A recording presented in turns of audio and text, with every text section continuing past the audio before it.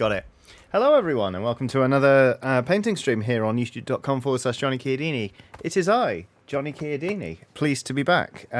What are we painting today? A very, very good question. You may remember that some weeks ago, I was painting some goblins, and some weeks before that, I was painting some goblins. I've sort of hit a little wall with painting goblins recently, whereby I sort of found myself painting different things and thinking, I'm so close to getting this whole team, this Blood Bowl team done. I should really just crack on and do it. And the more I thought that, the less I wanted to do it. And I've had enough. I've had enough of me. And frankly, it wouldn't surprise me if these goblins have also had enough of me. So, you can see here, I have some goblins. These are painted. They're done. I'm not super thrilled with them, so I might do some more work on the skin. Maybe. But here we have 1, 2, 3, 4, 5, 6, 7, 8 more goblins. Now these goblins all have paint on them, but they are not yet at the point where they can be considered painted. That ends today. We are going to put more paint on these goblins until we have decided we're allowed to stop putting paint on the goblins, and then the goblins will be painted and we can get on with our lives. But speaking of our lives, hello, how are you all doing? It's nice to see you all in chat. It feels like just yesterday I saw all of you, but actually it was the day before yesterday when we did a lovely charity stream, and thank you all again so much for helping, well, all of you clubbing together and raising, I think it's on about £12,000 now for Switchboard LGBT+. We streamed for 8 hours and it was a bloody delight. Thank you all for being there. Johnny, are you wearing an apron or dungarees, and where did you get them from? Hi, James What Games. This is a under NY Sky canvas apron, because I ruined some fairly light coloured jeans on stream recently by dropping a big red paintbrush on them. Also, I got a new office chair and I didn't want to ruin it, so I got this apron to protect myself from myself. Scott Jacobs has done a super chat saying, Johnny, after finishing all the painting, I don't feel like playing Blood Bowl anymore. Oh hey, Warhammer 40k looks fun. I do actually have some 40k I need to finish up. I've got some Adeptus Sororitas. But I've told myself, everyone tells themselves this, right? I've told myself I can't buy any more models until I've painted at least the vast majority of what I've got. So I've got these goblins to finish. That ends today. I'm working on another team for Blood Bowl, which is some pirates who are also vampires, who are also athletes. You may remember those from other streams. I've got a Nurgle team to paint. They're sort of back here, all of them in white metal. And then I'll probably go back to either Age of Sigmar or 40k. Who even knows? Or Turnip. I'm not short on projects, what I'm trying to say. Emily Hill has done a super sticker of a peach, which is looking very peachy, if I may say so myself. Thank you very much, Emily Hill, for the super sticker. And again, Scott Jacobs, for your superb chat.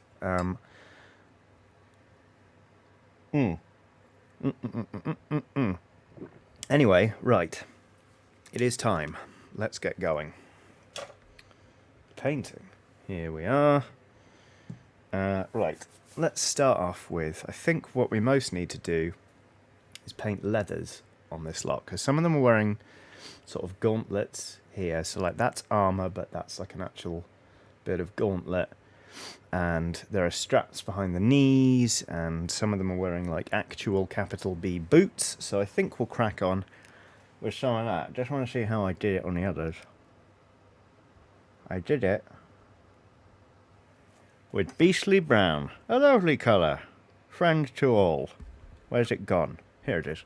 Corvus Albright has done a super chat saying, in meetings all through this stream, so we'll be watching later. Thank you for everything, Johnny. Something, something, something, Jaeger bomb.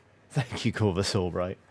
I haven't actually drunk since Saturday's stream. because I've been very tired, to the point where I feel ever so slightly ill. But hey. Ah, Bailey Nelsbury's in the chat. Hello, nice to see you.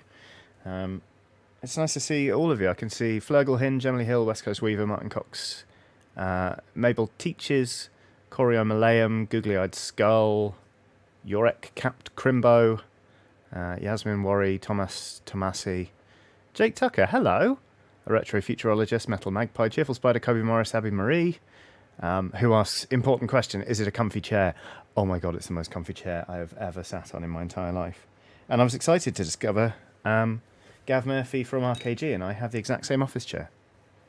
By coincidence. What a small world. I also forgot to put my lamp up, didn't I?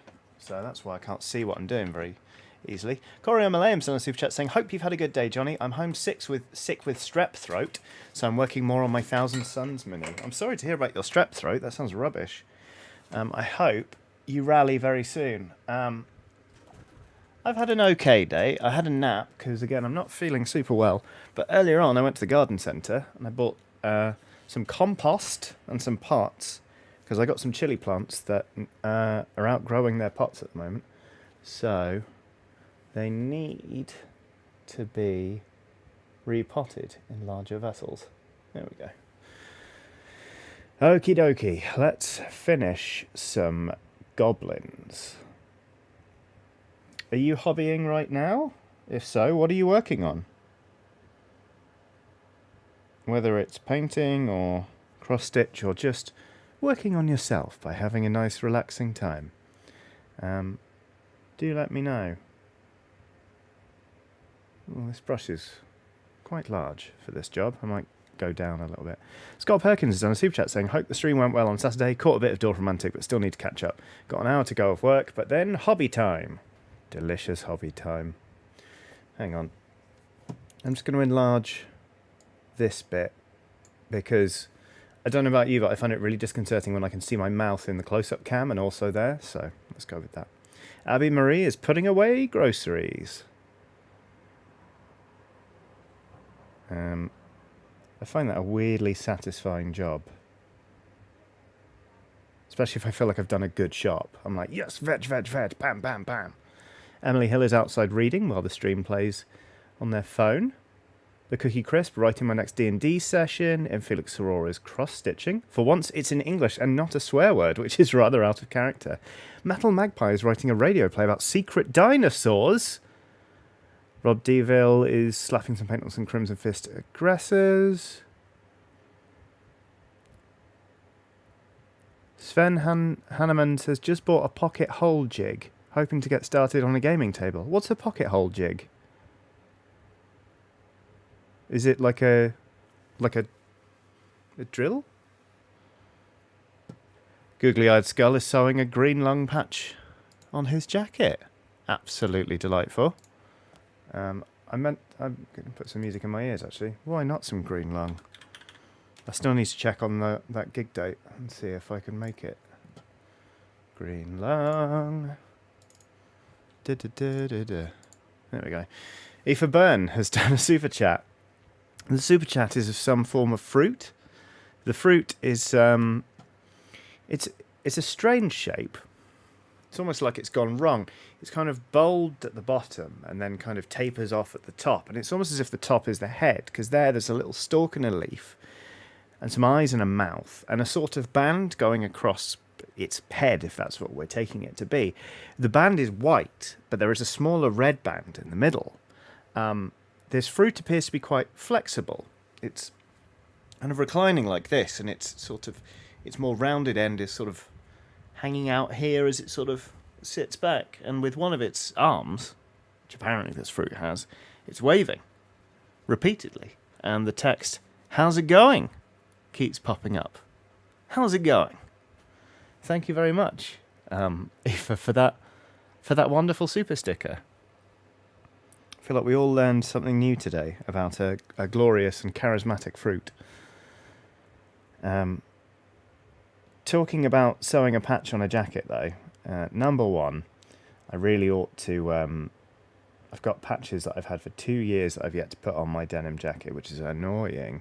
But also, and I really hope nobody from my Blood Bowl League is watching this, because it's meant to be a little surprise. Playoffs are coming up. We've all played our round robin games. Well, actually, there's one game left to go, but I'm currently 4th in the league, which is not too shabby. But you may remember that one of my players is called Bobson Dugnut. Dugnut's had a really good season, actually. He's basically like the de facto captain of the Barrack Skylad Corsairs. And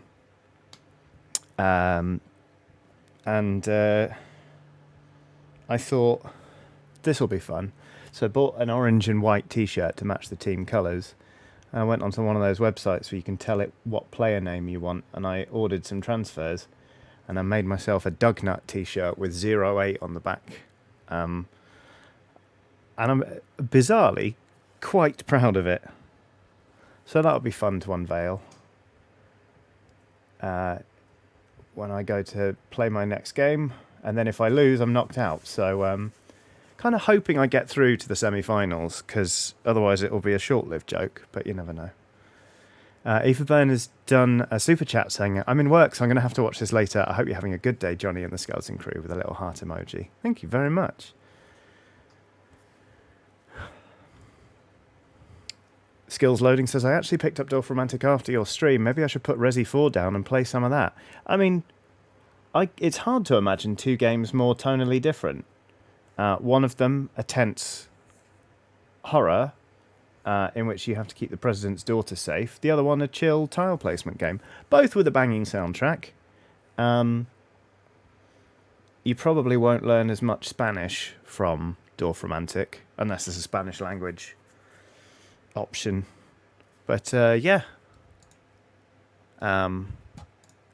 It seems like you're set either way, to be honest. I love Resi 4. I never completed it because I got myself stuck in a bit where I really needed a lot of ammo and I didn't have any. And it sort of sapped my enthusiasm. But it is bloody great.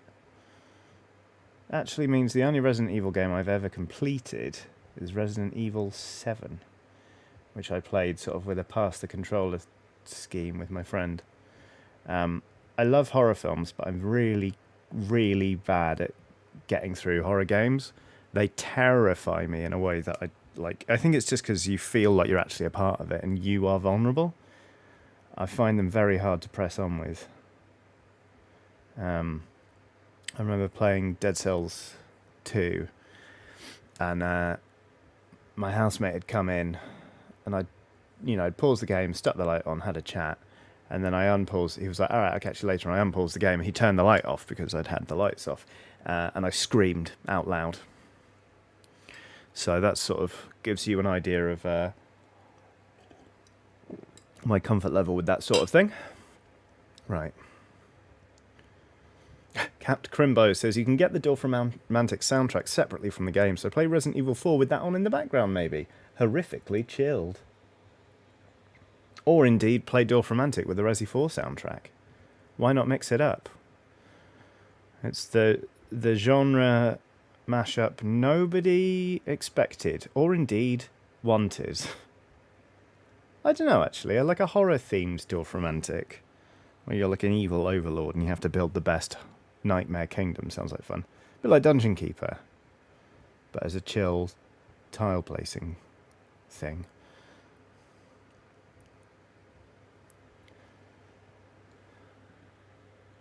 Right.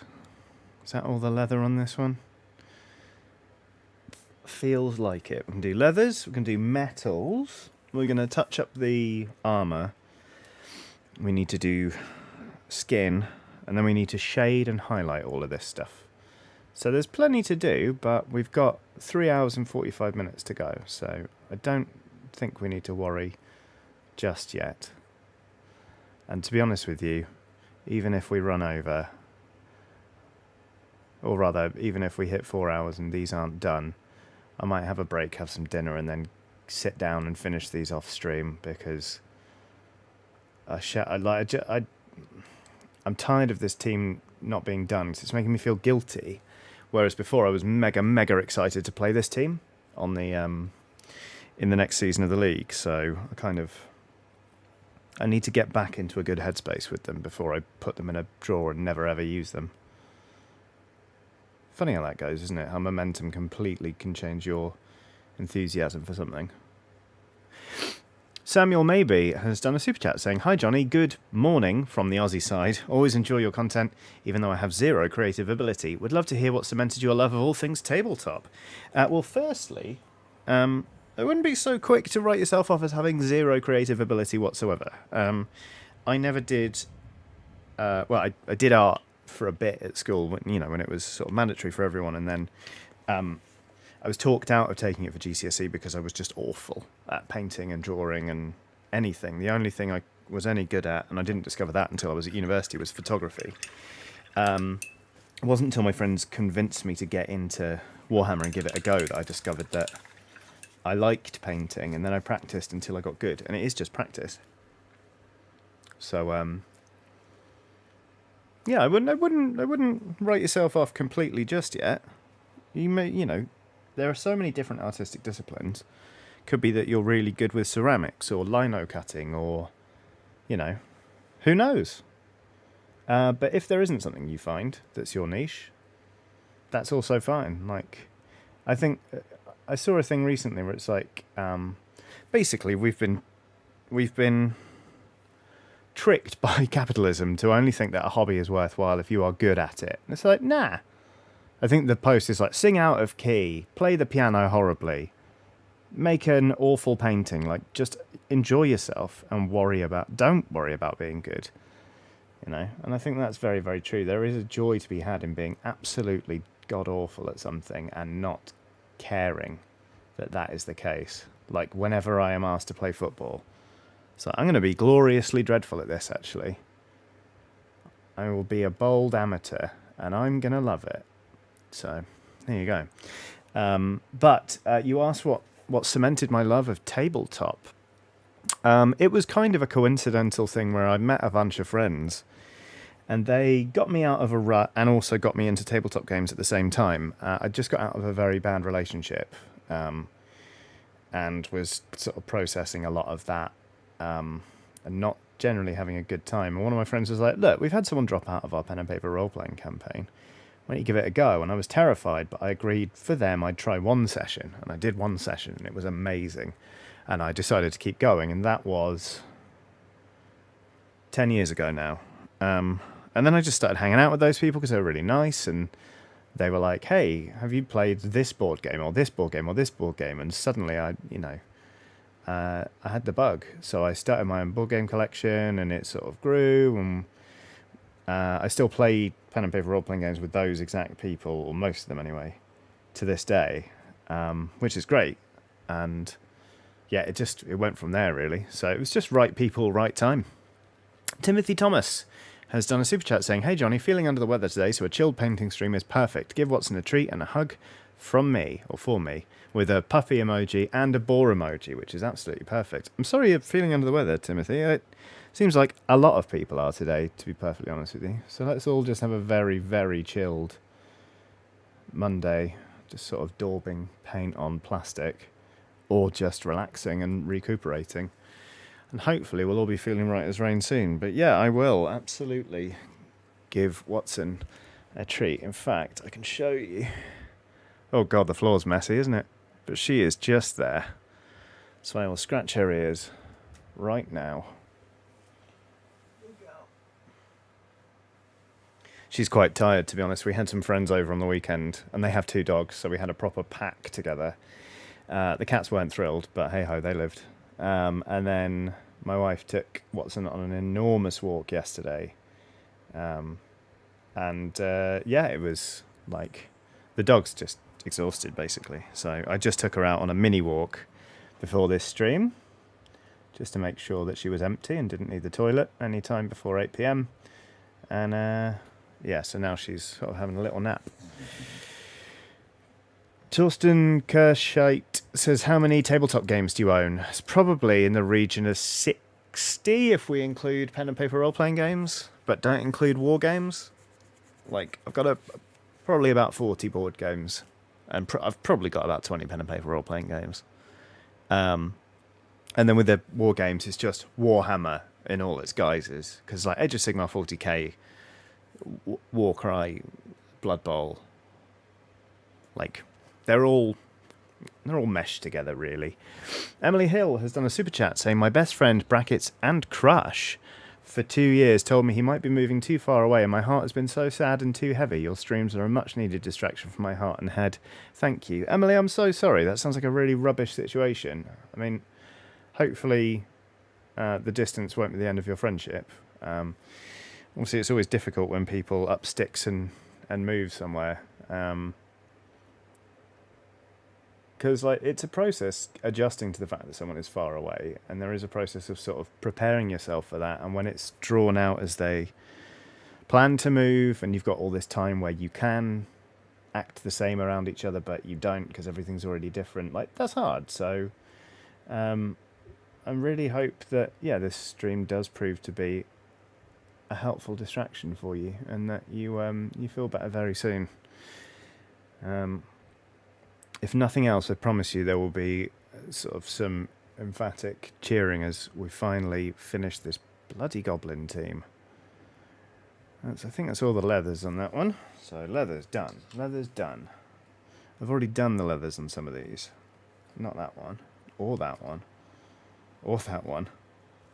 This one, yes, I have. Okay. And this one. Not this one. Okay, so we've got 4 more to do with the leathers, and then we can move on to the next stage.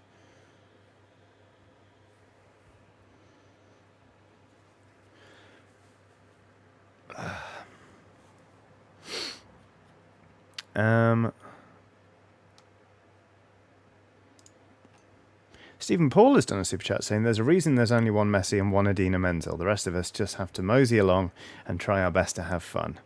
That's a very good way of putting it. Yeah, it's nice to just be you at a hobby, you know? And not beat yourself up for not being immediately good at something. Braved X01 has done a super chat saying, first you got me into D&D and now here I am painting minis. Thanks for introducing me to new hobbies, for being such a wonderful person. Thank you, Brave DX01. I'm sorry that I appear to have become a drain on your wallet, but in fairness, I think they're pretty bloody good hobbies. So I'm very glad that you have taken up painting minis. It's one of my favourite things to do. Welcome to the hobby, if I may be so bold. Emma Benton is in the chat saying, sorry I'm late, having a bit of a dizzy spell for some reason. It's not fun. That is not fun at all, Emma. I hope you feel better soon. Have some water. That's the obligatory reminder that we all need to hydrate from time to time.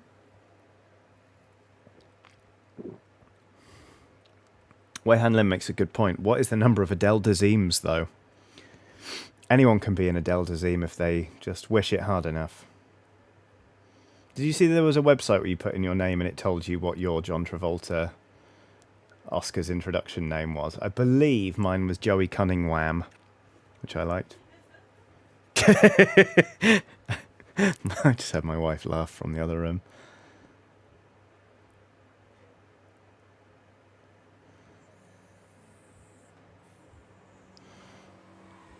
Yeah, Joey Cunningham we just used to yell at each other for quite a while. It was good fun.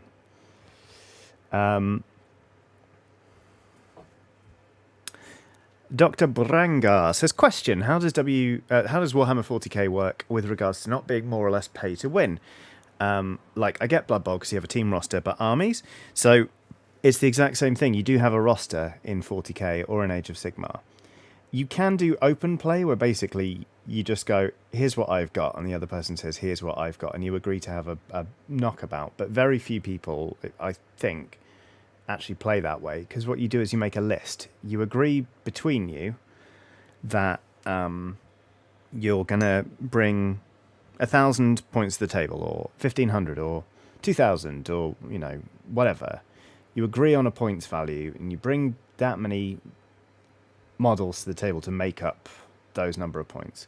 Because every model in the game has a points value, and then that's what you play with. And, you know, there are some things that will, in the kind of rock, paper, scissors sort of structure of a game, be stronger than others in a matchup. Like, you know, there may be teams that just work very well against other team combinations, etc., etc. But sort of in terms of points, they are balanced. Obviously, the game undergoes a lot of tweaks as people realise that certain units are perhaps over or underpowered, you know, and so those units will become either more or less expensive.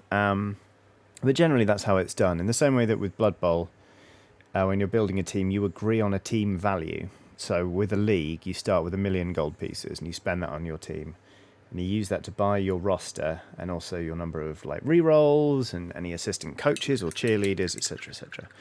So that's how that works. So it's sort of, I know a lot of the time it feels like from the outside, war games have like a pay to win, and the more money you have, the more likely you are to triumph. But yeah, it like it's a neat enough system.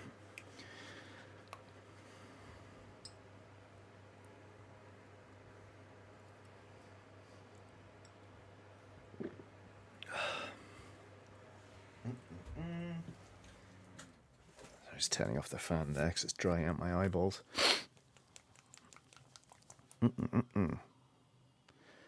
Kira Cox says, I've got this on my phone so I can comment, and on the TV so I can hear while I pack for a move that is too soon. Thanks for some chill conversation in the background, Johnny. Good luck. Moving house is one of the most stressful things in the entire world. I hate it. I don't ever want to do it again. So I hope this one goes very, very smoothly, and that your new place is absolutely brilliant, and you don't have to move a second sooner than you want to next time. Oh, hello, pig. Yeah. Good dog. Right. I'm going to continue to paint leathers on these little rascals. These goblin-y rapscallions. The reason I'm painting so many goblins is that to hire them, they are super, super, super cheap, because to knock them out or to knock them over and potentially either take them out of the rest of the game or just straight up kill them is very easy. So the good news is with a goblin team, you can start with like a full roster of 16. Whereas, say, my dwarf team, for example, I've only ever been able to afford 11 players. So, yeah, having a full roster of 16, of course, means that, you know, I'd rather have 16 models, especially since 6 of these models are what are called special weapons. Like this one is on a pogo stick, which means that he's got like an unfair advantage in terms of movement and all that kind of stuff. But it also means that he only gets to stay on the pitch for a certain amount of time before he gets sent off for cheating. And I've got 6 that are like that. So I need some extra warm bodies to make sure that it's basically that I can represent my team accurately.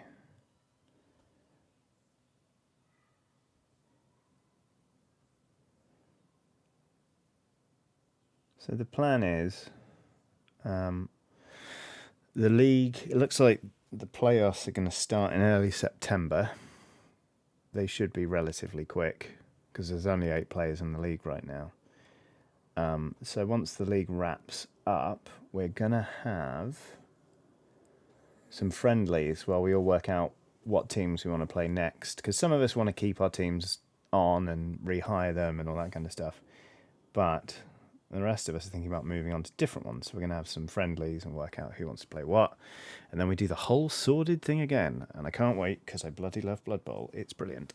Caitlin sent a super chat saying, thanks for the wonderful stream. It's keeping me calm while I play Hades for the first time. I've never played a roguelike before, so wish me luck. Good luck, Caitlin. It's a bloody wonderful game. I really love it. And the nice thing is that like it's a great, lovely world to inhabit. And it's got a story that really is worth sticking with and sort of unpicking in the lovely little crumbs it gives you. But if you're having a hard time, there's a God mode. You can turn it on. You can, have a much easier time of it and just enjoy being in that world, which I think is lovely. Because so often with games that are challenging, people are like, it must be incredibly hard. Otherwise, there's no merit to it. People get really weirdly toxic about the right way to play hard games. And if you're not doing it their way, you're not doing it correctly and all that kind of stuff. The people who are like, you didn't cheat, you didn't learn anything, you just cheated yourself and the game. It's like, blah, blah, blah, blah. Just shut up. And I think Hades understands that very well, which is very nice. So yeah, I hope you have a lovely, lovely time with it.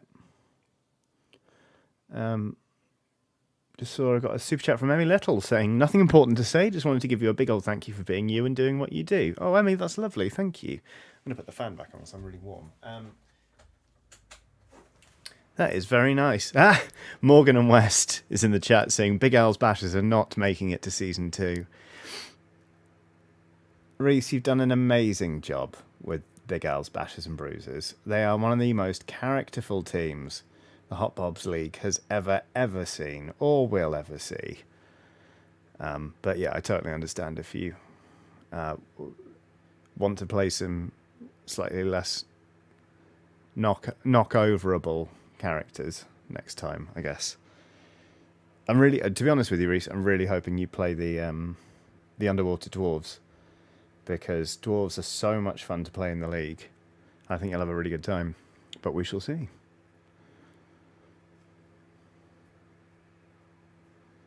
Shannon Bennett says, is it possible to just paint with watered down acrylics on a primed model? Absolutely, yeah. That's exactly what I'm doing right now, to be honest. These are all non-toxic water-based acrylics.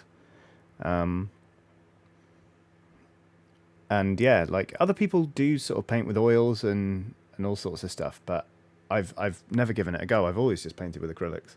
So yeah. What do you mean bless me for saying so, Reese? Everyone loves Big Al.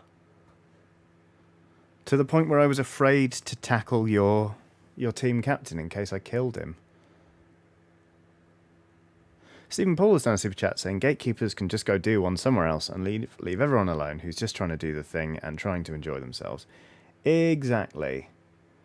And also, it's really weird how some of the most gatekeepy people are going on about single-player games. It's not even like, you're in my squad and wow, you're dragging down my averages or anything like that. Some of the worst comments I've had were from people telling me that I wasn't playing The Witcher 3 right, or that I wasn't doing Dark Souls properly. And it's like, I've finished the game. Seems like I managed it all right. I don't understand why this is offensive to you somehow, And even with big open world RPGs, with massive skill trees, people are like, you are an idiot because you haven't gone for this exact combination of things. Basically, people want to have their own playstyle validated, I think, by turning up and watching something. And when it diverges from their own,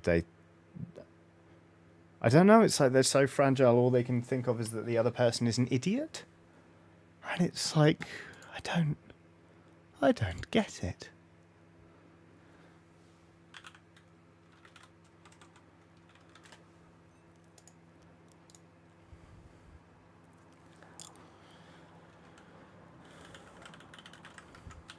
Sorry.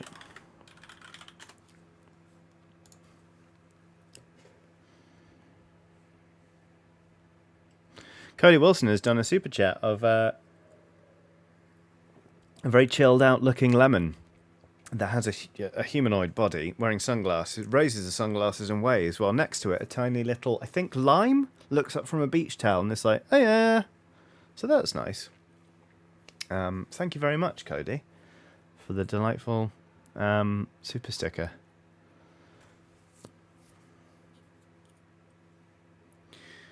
Right.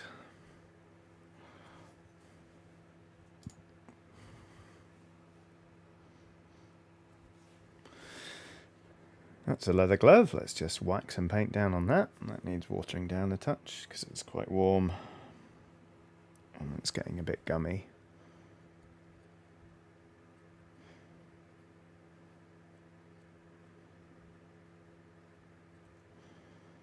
Feels like this month has absolutely flown by, but it also feels like it's been a million years since my last painting stream. I don't know what that's all about, but it's nice to be back, sort of just very relaxedly daubing colours onto a little goblin lineman. Have I actually? Yes, I did. Interesting. So I just, yeah. I was trying to remember if I'd shaded these yet, and I really haven't. Still just basing.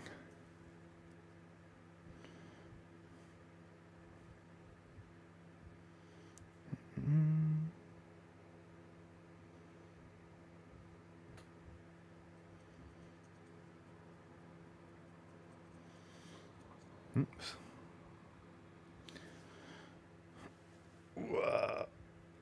Shannon Bennett says, time is an illusion. I haven't had any grasp of it for the past 2 years.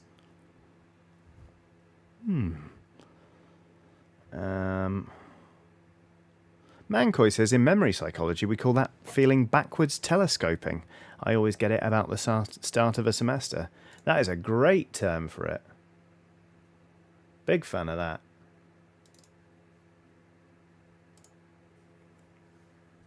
Caitlin says, well, there's my first death in Hades. Do not worry about it. I think you'll see very, very quickly that that death is integral to the story. Indeed, like, what is it? It's like failure is not an option, it's a necessity. Is that the quote? Can't remember.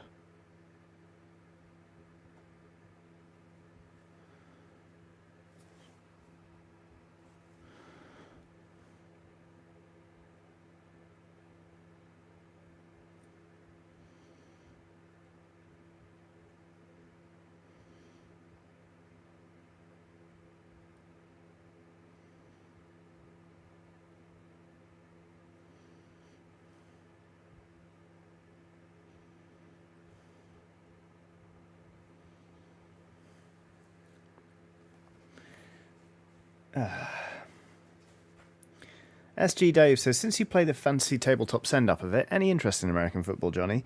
I have seen it live once. I went to a Chicago Bears game against the Oakland Raiders because it was in Tottenham Stadium a few years ago. And you know what? It was bloody great fun. Like, I know that, you know, people are like, ooh, it's always so stop-start and it takes them 100 years to play an hour's worth of football.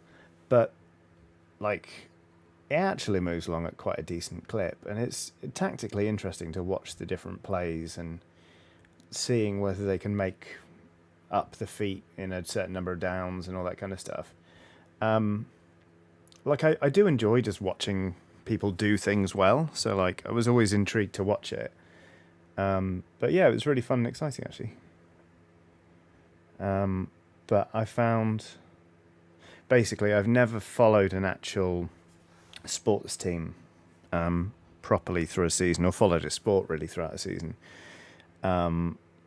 because I'm just terrible at keeping my eye on it. And also, I think I've said this before, where I feel like obviously it's knowledge you acquire in dribs and drabs over a long period of time.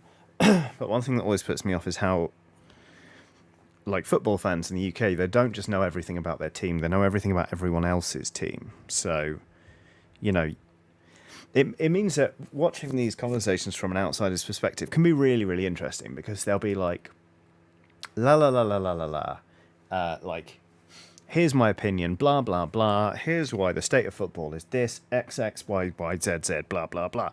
And someone else will just go, yeah, but, and then just drop a surname. You know, they'll be like, yeah, but Saka. And everyone goes, And it, you know, it's amazing and it's impressive to me that people can say so much just by saying yes, but, and reminding people of an existence of another player. But, like, lacking that knowledge just makes it seem probably more insurmountable than it actually is. Because I've got friends who are very much into football, and they are those people who can just go, yeah, but Mourinho. And everyone goes, And And if there's a big game on that they really want to watch, I'll go watch it with them. You know, like we'll go to the pub. I will cheer for the side when it sort of the ball is close to going in, etc., etc. But in terms of actually internalizing it and making it my own, I just haven't got the energy. I don't think.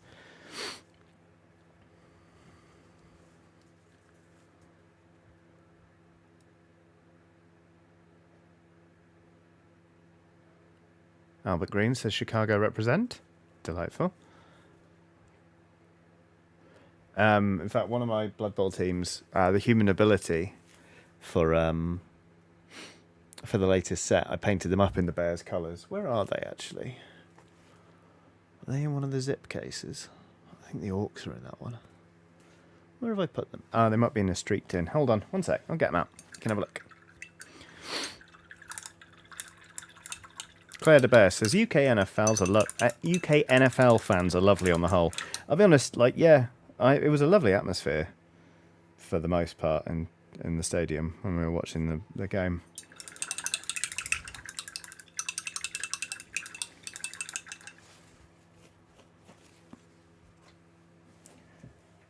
Give me 2 seconds.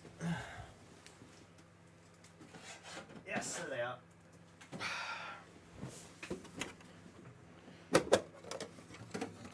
So,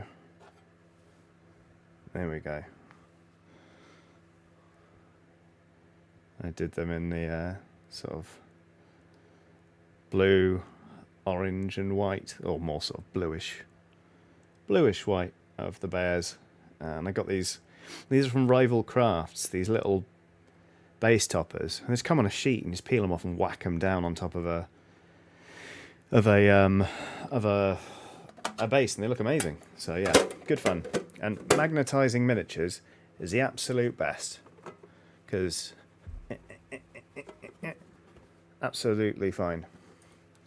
Really wish I'd learned about that the second I got into the hobby, because I got one of those absolutely enormous foam cases, and it was bloody annoying. I hated it actually. Taking it down to Bethnal Green Working Men's Club to play Age of Sigmar was the worst bit about the hobby. Was just like getting there. Kyle Seeley says they look like the Denver Broncos. Oh, the Denver Broncos. I know nothing about the Denver Broncos apart from that bit in The Simpsons, so forgive me if that was a played out and unwelcome joke. Wasn't even really a joke, it was just a quote, but you know what I mean. Leather. I have to say, it's really interesting coming back to painting number 1 Games Workshop models, but number 2 small Games Workshop models. Having spent so long painting those vampire pirates from Punga, because those are really big sculpts with... They're not big sculpts, they're quite exaggerated sculpts, and they have very obvious bits of detail. Whereas I find Games Workshop models can be very, very detailed, but those details can be tiny. And I actually find them quite a lot more investment to paint and to make them look good. Painting the Punga team, like the vampires, it feels like I'm absolutely whipping through them, but it also feels like I'm painting on easy mode because I'm super happy with the way they're coming out. Whereas I'll be honest, even the ones I finished with these goblins, I don't think I like them. I don't think I like how they look. I think they just look drab. Like, this is a finished one.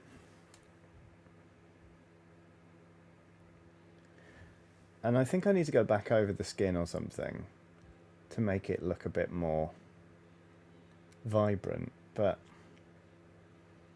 it's not a big fan of it. But hey-ho.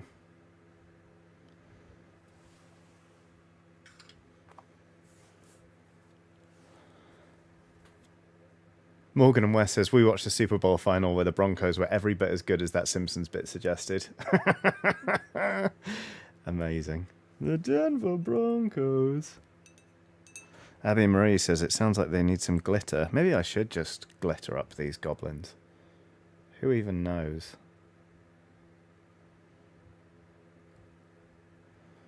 Bright yellow squad numbers or something on their shirts. Actually, Martin, that is a great idea.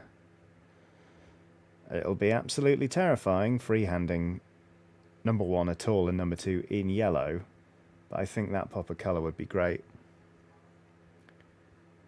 Googly Eyed Skull says brighter grass, brackets pitch, and they'll stand out.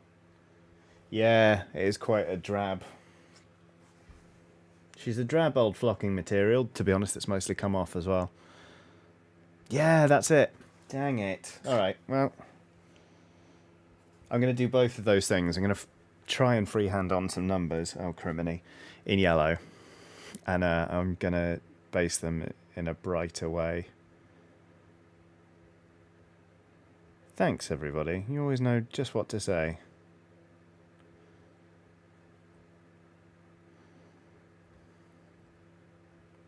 Captain Crimbo says, many years ago I assembled and painted that massive box of plastic skeletons I used to do and was never happier than I was painting them. Just so simple and so relaxing. Yes.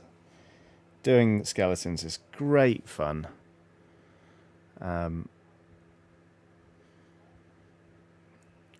When I sort of played around with a bunch of different recipes for bone when I was painting sort of skeletons and stuff. And then I found just prime them white, shade them with Agrax Earthshade twice, and then pick out some details with like a cream and then a brighter colour. It was just so much fun. I did it on some Mossy Ark Bone Reapers, and it was just like, oh, this feels so easy, but so satisfying. Burrito's done a super chat saying, hi Johnny, how are you? Great to see you. Re how people can just comment off the cuff on sports. I thought you were going to say, I'm amazed at how people can just say words, lol.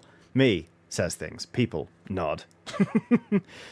Claire de Bear says, can you not get number transfers? Yeah, you can. In fact, they come in the teams a lot of the time, but they're in white or black. And to be honest, it'd be quite fun trying to. I was about to say freelance these. Maybe I could just source them out to someone. Just try and find somebody with a spare hour or two and a steady hand, pay them some money. But yeah, to be honest with you, Burrito, I'm also in many ways just amazed how people can say words. It feels like I am bad at that exact thing at the moment. I've been very, very tired for the last few days. To the point where I really thought I might be getting ill, but I think I was just dehydrated and sleepy. So, fingers crossed anyway, because I do not want to get ill. Cody Wilson's done a super chat saying, love what you do, thanks for doing it. Thank you, Cody, that's really kind. Thank you for the super chat and for the lovely words. And Chris Ashworth has done a super chat saying, got my first LARP event next weekend, first in 2 years. Had all my kit out earlier to check it all out, and now I'm chilling painting Slanesh dudes. That sounds like a bloody lovely way to spend a Monday. I've never done LARP, but my wife, before we were married, used to live with a guy who was very keen, and he used to tell me all about it and sort of show me his LARP weapons and stuff. He was also a historical reenactor who used to make his own chainmail. So we'd sort of be sat there watching whatever on TV, stick a film on, and he'd be there with pliers, basically knitting, but with steel, which was pretty damn cool, actually. But yeah, I have yet to LARP. I don't know that I ever will. It feels like a particular sort of hobby Rubicon for me. No disrespect to anyone who does it at all. I just don't know if it's for me. Right. Next, let's get some silver. Just some good old-fashioned metallics. Because we've got a bomb to paint. And we've got various other little bits of metal that we want to do. Then I need to touch up some of the cream colours that are on there. Uh-oh. Oh no, please, oh god, I've dropped a goblin. It's very real chance I'm going to roll over it. No, wait, I just felt it. No, that's not, yes, that is it. Phew, the goblin's safe, everyone. Nothing worse than rolling back an office chair to go, where is that thing? And then going, oh, Christ. Oh, Lauren Smith has done a super chat saying, I'm so excited to catch you live so I can thank you. You've really helped me feel better about accepting my pansexuality whilst already being married. Lauren, that's lovely. I'm really glad that you've come to that decision and that I helped in whatever way. That's really lovely.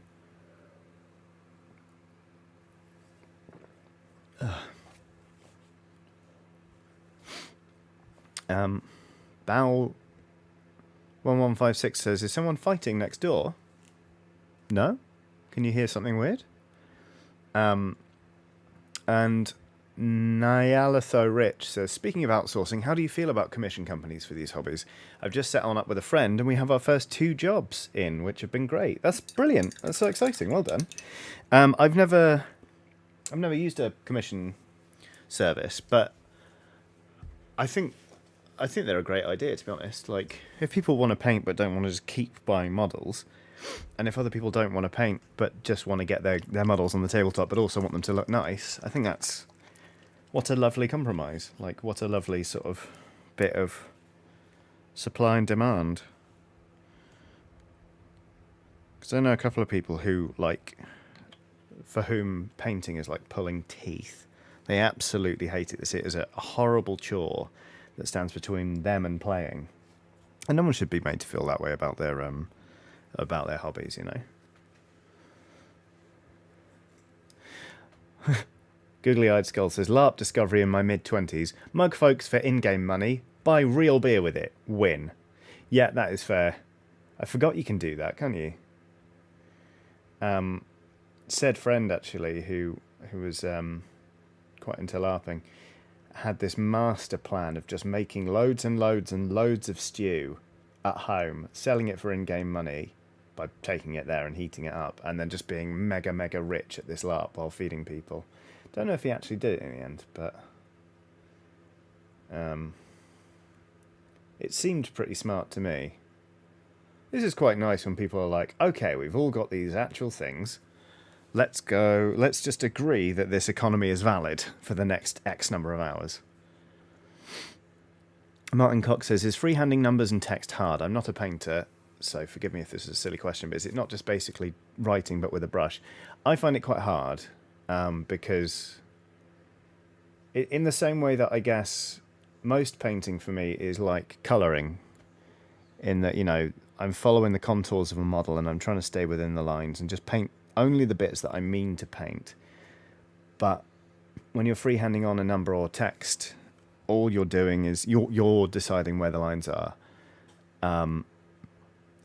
and it's like writing. You know, I can write, but I can't do calligraphy, and I feel like that's sort of the key difference for me. I find it quite hard, especially if I'm trying to do a design or something, because that taps into whether or not I can draw. I cannot, so it's not impossible. Like, on my dwarves, I've free-handed the numbers on the bases, so I can keep track of who's who on the pitch, but they're not beautiful. You know, they're neat, but they're not aesthetically pleasing, and they look like a school teacher's come in with a pen, when what they're meant to look like is a bunch of really hardcore dwarves, so sort of 6 in one and half a dozen of the other. There we go, there's the bomb. Claire de Bear has done a super chat saying, I bought the sexy edition of Set a Watch off Kickstarter after watching your video with Wheels. It's my first Kickstarter and tabletop game. Oh, it's a good one though, isn't it? I bloody love Set a Watch. I still play it when I can and have a really, really good time.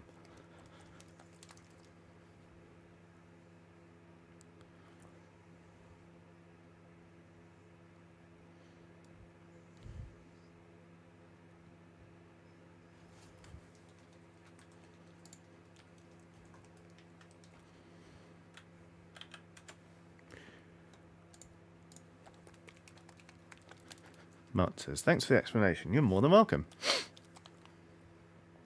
Now, Alatho Rich says, a lovely breakdown of our sales pitch. We are the same. We love the design bit and really don't play much, so it was a win-win to start painting other people's stuff. Thanks for the well wishes too. You're more than welcome. It sounds like an exciting venture. It feels like everyone wins. Like, oh, yeah, you give me this army for a bit, and when it comes back, it's going to look great. And I get to paint something and not have to shell out for it. Like, there are models I really want to paint but have no interest in owning. Like, a Mega Gargan. I'd love to take a swing at one of those. Do I want to buy one? Absolutely not. I am actually quite interested in painting that Mega Slan model. What's his name? The guy who's like in the big stone floaty thing. That looks like a great time. And I'll be honest, there was a point where I I had some overdue stuff I needed to get done, and it got to the point where I was like, I'm going to bribe myself. I'm going to tell myself that if I get all this done, I can buy one model to paint. And for a giddy moment, I thought to myself, wouldn't it be hilarious if I fielded a Nurgle team, because I am going to work on one soon, and they had a coach on the sidelines, but that coach was just a kit-bashed version of... just a kit-bashed great unclean one. And I thought, that's the funniest thing. If I had this mould that's about that big that serves no purpose but is on the sidelines. In the end, I said no, and I bought this little chap who's a sloppity bile piper. It's basically just a lovely cavorting chap who plays a bagpipes made out of some sort of organ. So I guess you could say he's playing the organ. But yeah. Temptation is a hell of a drug. Googly Eyed Skull says, played the Thunderbirds game. I did Wednesday at Hate and had a giggle as Lady Penelope. I've heard it's really, really good. I saw some of the... Lord Croak, that's his name. Thank you, Morgan and West. I've heard some great things about that game, and I saw the pictures on Hate, and it certainly looked like you were having a good time. So I'm glad it was fun. Skills Loading is on Super Chat saying, I think the few words, lots of meaning thing goes for everything. In my very varied experience, there's a recurring series of blank looks for phrases like except messy or true but blades in the dark. Very, very good point. Metas are like a knowledge meta is a knowledge meta no matter what the hobby is. That is a very, very good point. Very well put. Few words, lots of meaning. There's stuff like that in every hobby, which is cool when you think about it. Obviously, it can be a challenge for newcomers, but I like that people are able to say so much with so little.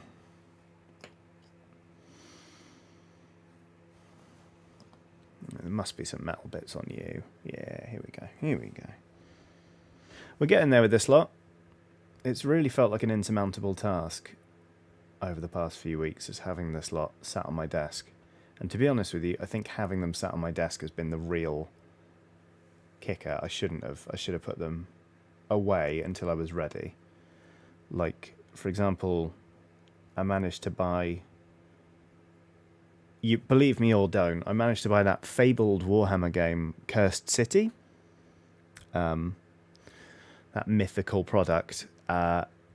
And I was very cautious to immediately magnetize everything and put it all in one case that's up there. So when I want to paint something from that, I get it down, I paint it, and I put it back. Because otherwise, I just find there's something about having a squad of skeletons on your desk being like, you're going to paint me, that really puts me off. Morgan West says the Thunderbirds board game is cracking good fun. There we go.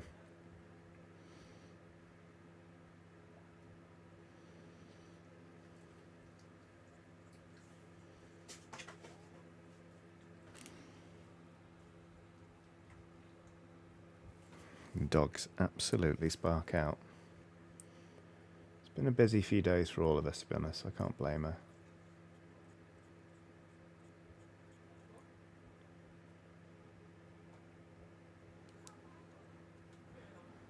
Emma Benton says Curse City. Are we sure that's even real? Who said Curse City? I didn't say Curse City. What's Curse City? Hee.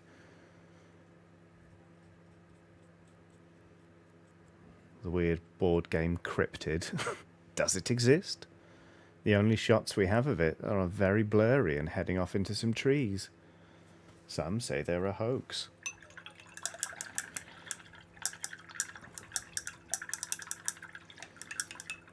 Captain Crimbo says, always staring at something you know you need to do is just the worst. Hide things. Procrastination is the spice of achievement. I've never heard that before. It was very witty and I enjoyed it. Oh dear. Well, that's an hour gone already. That was quick.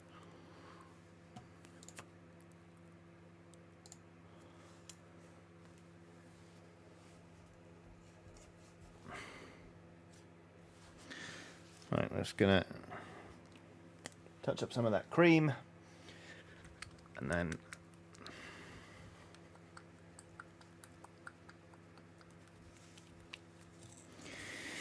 Touching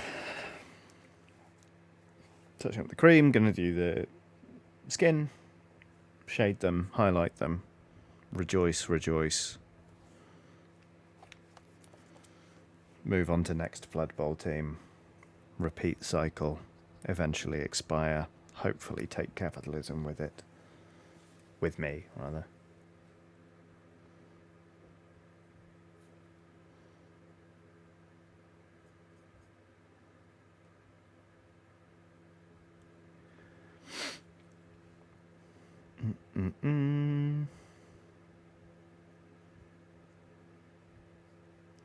How was everyone's weekend then? As I mentioned, I had some friends stay for a couple of nights because they were in London, and the friend they normally stay with was unable to put them up. So the house was briefly full of dogs, which was good fun, but a lot. Obviously, Saturday I was mostly here at my desk, and then yesterday I had a good old-fashioned nap, and that was about it, really. Did a bit of editing. So it was very much a working weekend, but it was still a nice one. There are worse things in the world. And I think I'm going to take it easy tomorrow instead. Give myself a bit of a rest. Ronnie says, oof, my weekend was eventful. Well, that sounds like a bar work related story.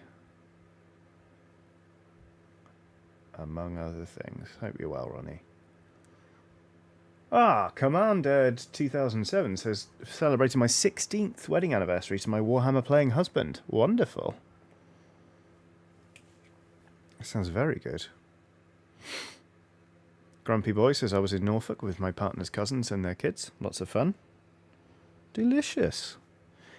I will say, it's quite fun how it feels like, funnily enough, just holidaying in a bit of the UK is really having a renaissance at the moment. Hope everyone's having a great time with it. Ooh, Nyalathar Rich says, very fun, thanks. Went to my first ever Pokemon TCG event with my partner and came dead last. Extremely fun day out, all round. She came mid-table and then we ate curry. Perfect. Nick Jeffrey says, hey Johnny, happy Monday to you and yours. This is a super chat, by the way. I just acquired XCOM 2. Have you played it? And if so, can you give me a few top tips, as you're awesome? I'm not awesome at XCOM 2. Funnily enough, I am playing it at the moment quite a lot. A friend picked it up in the recent Steam sale, and then I was like, I'll install that and sort of play along while you're playing. My advice would be, the strategy layer can be very confusing, especially in the early game when you'll be scanning something because you were told to by Central, and then Central will be like, Commander, something else is happening, we need to go to that. And you're like, well, not right now, I'm doing this thing. It'll then yell at you for not doing the thing. It can be very confusing and quite frustrating. So try and find a guide on sort of just basically what different bits of it mean and what to go for. Because the missions, absolutely delightful. Bloody love them. Really good fun. The strategy layer, I find very, very stressful compared to the one in Enemy Unknown or Chimera Squad. So those would be my points. Cody Wilson says, it's great. Move slowly. Use snipers.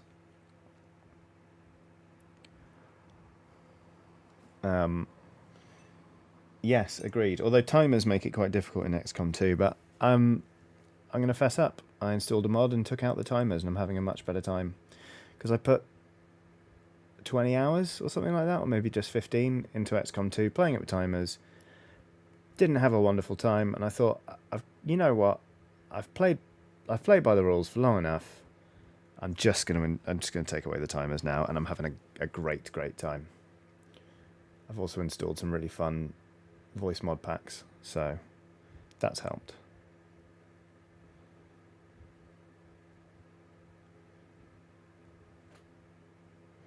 You know what, this is what I was looking for. I'm starting to feel quite positive about this team again. I'm actually excited to try them. Because they are starting to look like actual painted models, which is great. I think what I'm going to do, once I've got these 8 done, I'm going to go back to the original 8 and do a bit more work on their skin just to try and make it sing. Because at the minute it's fine, but not great. And I really want to be excited about this team when I field it, whether it's just for friendlies or whether I actually do take it to League 2. We will see. Haven't even started naming it yet. I know that my vampire team is the Drakenhof Regency Blood Bowl Club, or Dr. BBC. But, yeah, I haven't named this lot yet. So that will be something to look forward to. It'll be very exciting.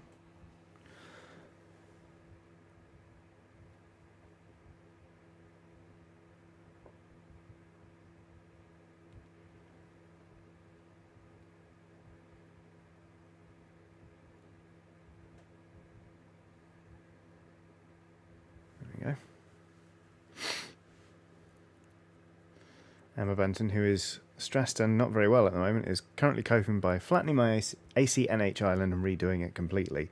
That is bold. A bold strategy. I hope it goes very, very well. It sounds like a lot of work, but hopefully rewarding work. My Animal Crossing island still looks horribly basic because I just don't like paths. It's just bridges.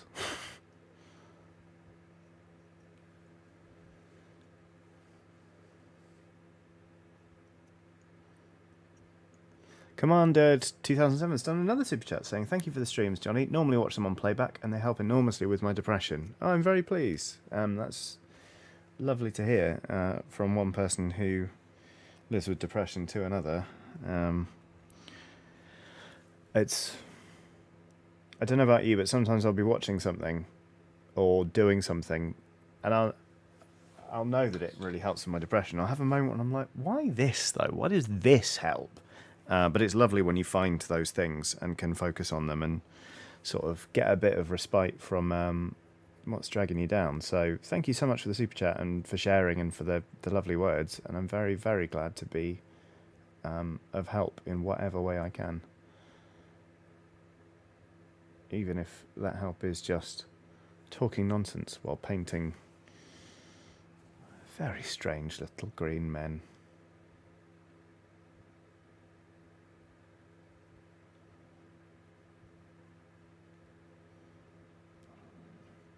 Oh, that bit's... it's a bit meant to be leather, is it? Alright, I'll touch that up in a moment.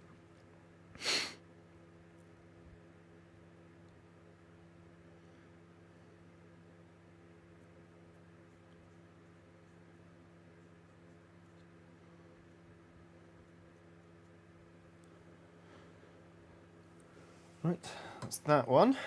Need to get some more cream on the palette and also clean my brush.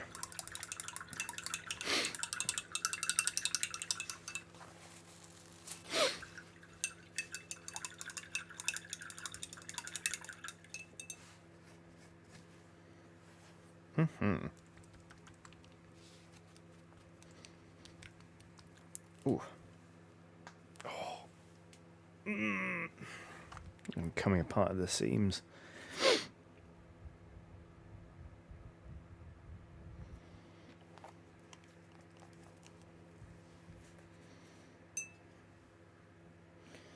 How are you looking? Your shoes are looking quite green, whereas they should be cream. So let's sort that out right off the bat.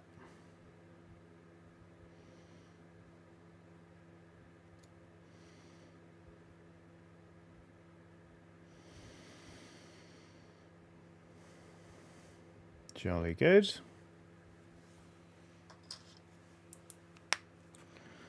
Chris Ashworth says, "Thanks for the stream. Gonna have to go and sort dinner as I have a Dark Heresy game later on. Exciting. Good luck. Have fun." Did anyone notice, by the way, they've announced a Twilight Imperium role-playing game, which is very interesting. I'm not entirely sure how that's going to sort of translate. I mean, the players are going to be part of like a Galactic Council team that goes and sorts out problems. So, you know, like in the council phase in Twilight Imperium where you're voting on laws and stuff, like they've decided to put together a crack squad, and that's what you play as. It sounds very interesting, but my friends and I were talking about the news earlier today, and all we could joke about was how the first mission is to scrabble and get some Sarweden tools. You had to be there, I think.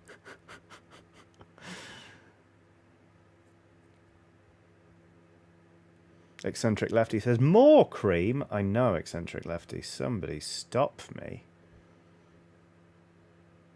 Just can't stop layering up these little goblins. Ugh.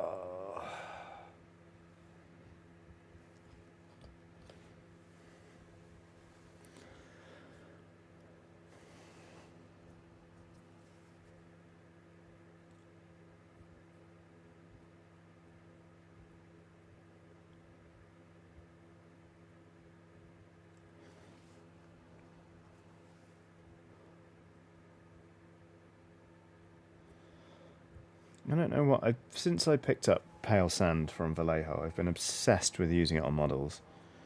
To the point where I think my last... Including this one, my last 3 Blood Bowl teams prominently feature it, and the next one's going to as well. I just really like painting it. I think it looks really nice. It's a bit of a faff, because you have to sort of really layer it up and make sure you get it right, but I think it's really worthwhile. Do you feel like I'm getting stuck in a rut a little bit? But, you know, whatevs. It's not like people also talk fondly about Jackson Pollock's watercolour landscapes. So...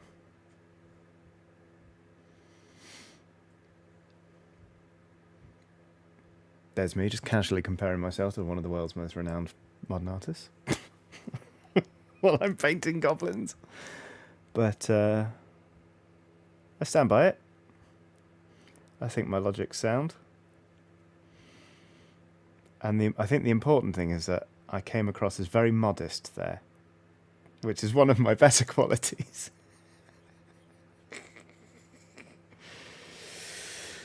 Oh, we do have fun.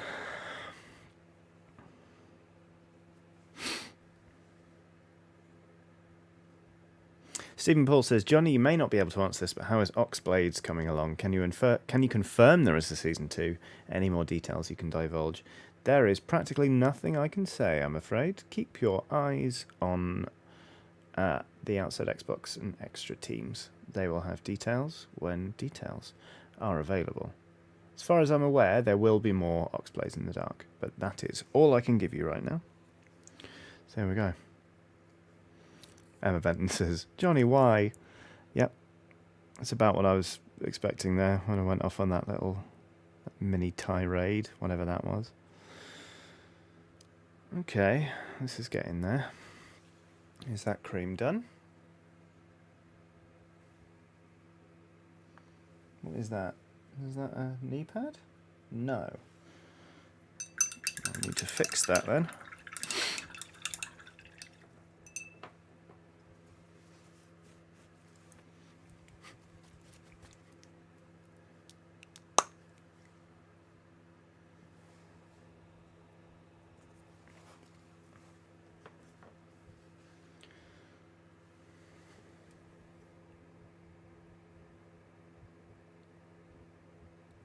Okay. Come on, keep the actual model in focus. Well, in shot at least. There we go.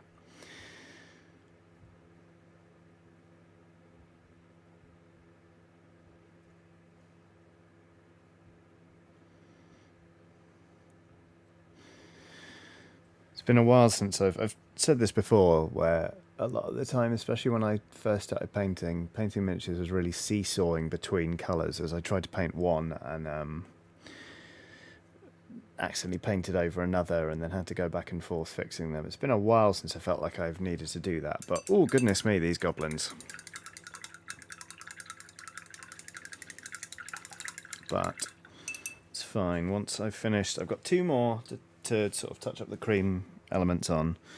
And once that's done, I can start layering up that skin, and I think that's going to make me feel a lot more comfortable about these models, because I don't like the green that's on them right now. And the quicker I can get something else on there, the better I'll feel. Arcadia says, I just got my 2021 EGX ticket. Meow, meow, meow, meow. It's going to feel so strange, but so good to be back at EGX, isn't it? Sort of to be wandering around an event and being like, actually, I'm comfortable with this. This feels all right and is being responsibly managed. Fingers crossed, any road.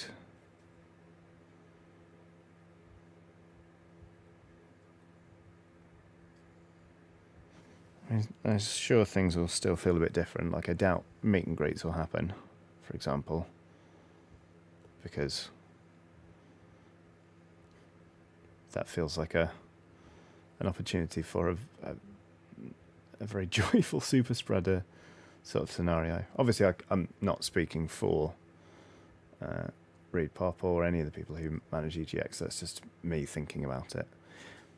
And it shouldn't be taken as gospel. But yeah, it's going to be interesting to be back at events.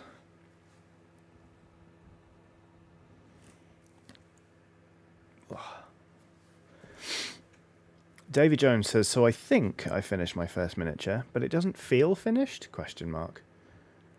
How do you mean, Davy? Like, because that can happen where you finish something, you're like, well, it's done. I've done everything on it, but it doesn't feel polished off. Like, are there any little tiny details you could do, like a little dot of colour on each eye, or for whatever it is you're doing? Sometimes it's just like adding one final little detail that will finish it. Or sometimes it's just actually putting it to one side for a bit, leaving it alone, not staring at it, and coming back and seeing how you feel about it later.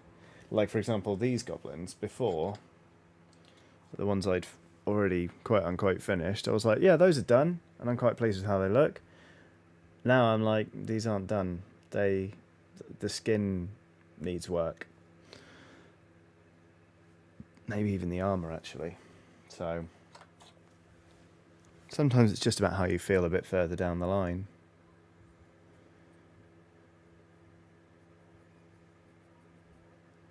I don't know if you're part of the Discord, Davey, but there is a painting channel which is full of very lovely and helpful people. So if you are in that Discord and you popped a photo in saying, you know, how can I make this feel more finished, then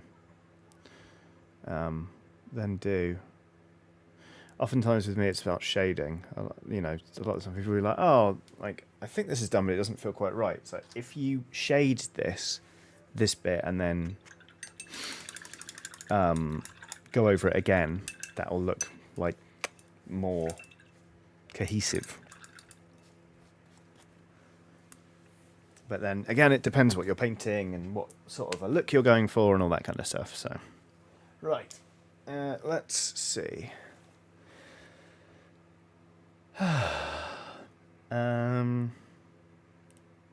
need a light green. That's probably in the shoebox. Hold on. Sorry, pig. Sorry to wake you.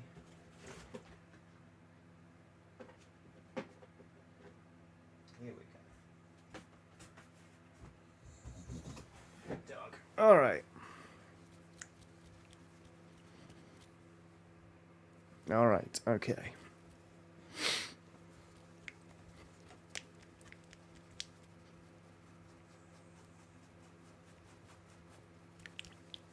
So we've got Strachan Green, which is a kind of definitely more of a goblin-esque skin tone. So we're going to start putting this on here, and I think it's really going to help these look better.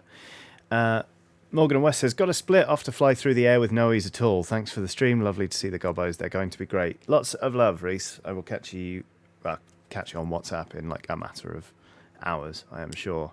Good luck flying through the air with no ease at all.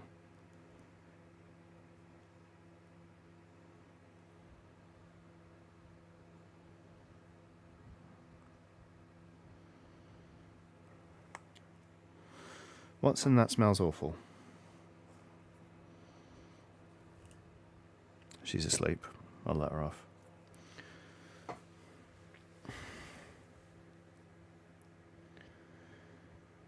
Okay, here we go. Yes, that is absolutely the step I needed. And I think before I was being too coy with this colour, so a lot more of the original green was showing through and it didn't look nice, so I'm going heavy on this. But you can see, I mean, look at sort of the top of the skull where you've got that lurid green, and then you've got a much more goblin-y shade there. So,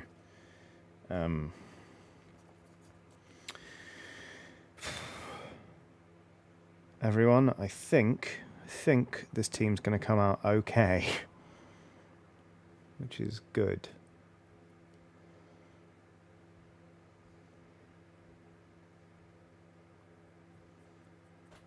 Yeah. Yeah, this is going to be all right. Good.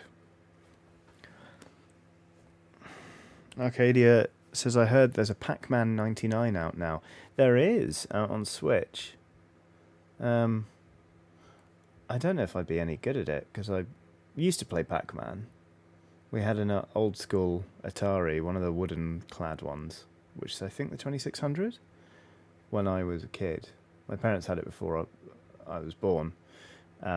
My mum was the undefeated champion of Pac-Man in our house. Nobody could even get close to her high scores. And then the Super Nintendo arrived, and they were relegated to obscurity for the rest of time vis-a-vis gaming in our house. But I haven't really kept up with Pac-Man in the same way I've kept playing Tetris. But it's not about me. We could try a Pac-Man 99 stream.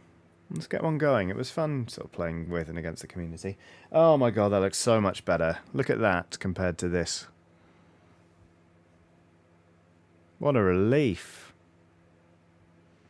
What a bloody relief. Let's keep going.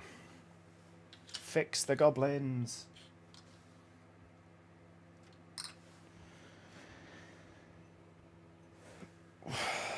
(22:05), is it? Alright.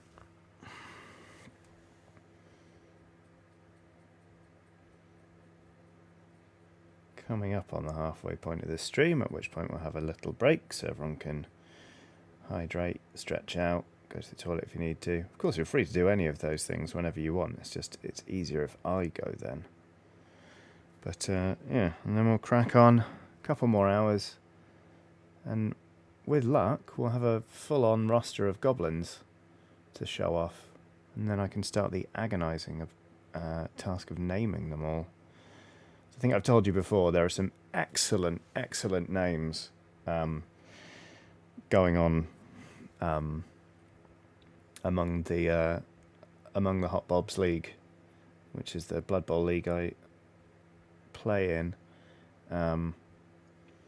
including the Death of the Orctha team with such names as Evelyn Wah, which is incredible, but also one of the for the next season, one of our players is working up a Tomb Kings team and is planning to call them the Hittish Museum. Just incredible. How can I possibly compete with that? Need to come up with something really good for these gobbos, I have to say. The Nice Witch, almost as if summoned, has said, oh, did someone say Tetris? Hello, Sarah. We were just talking about the existence of Pac-Man 99, which I don't feel anywhere near as confident about. How about you? How are you at Pac-Man? So we might have ourselves another little challenge stream. Talking of streams, the Nice Witch has only been streaming for a full year now on Twitch and had a celebratory stream on Saturday, which I missed because I was rudely streaming at the same time.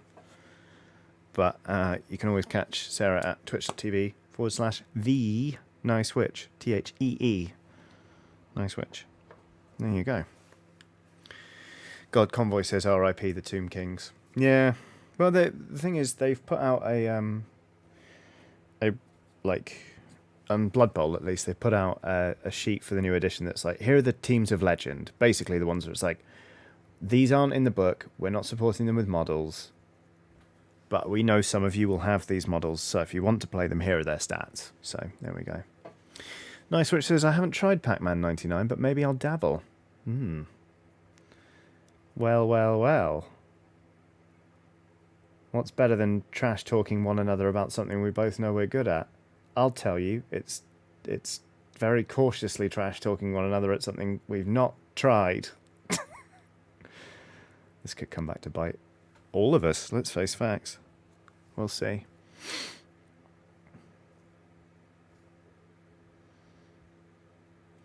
Davy Jones says, I'm not confident with Pac-Man 99, but I wasn't with Tetris 99 as well. Well, I mean, that's the thing. We had some people who were like, oh, I've never really played Tetris. And then they were right up there. And then, to be honest, we had Josh the Tetris cryptid coming in and just blowing everyone out the water. So at that point, it felt like a survival event rather than a challenge stream. Nick Jeffrey says, how about Goblinda Ronstadt? That is an excellent pun. Yeah, maybe artists is the way to go. I'll have a think. God, Josh the Tetris cryptid. That was so strange.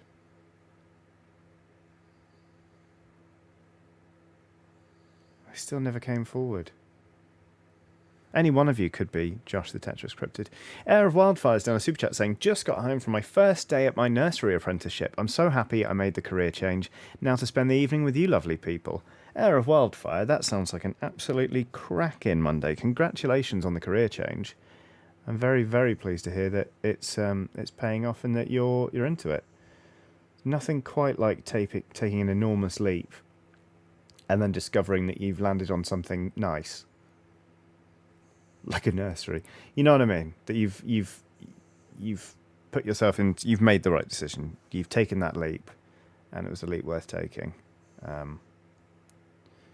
Funnily enough, I've had some experience with that myself this year, and it is a really big bloody relief when it pays off.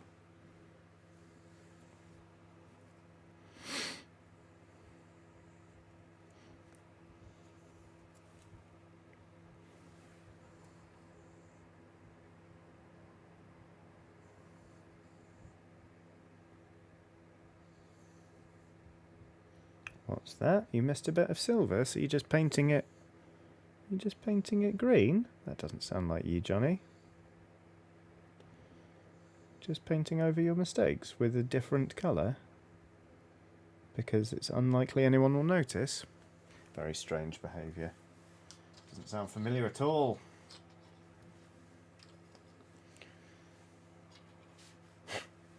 Iffy says, process of elimination? I am not Josh the Tetris cryptid. It might take us a while, Iffy, to get through all of that, but to get through all of the suspects, but heck, maybe that's what we need.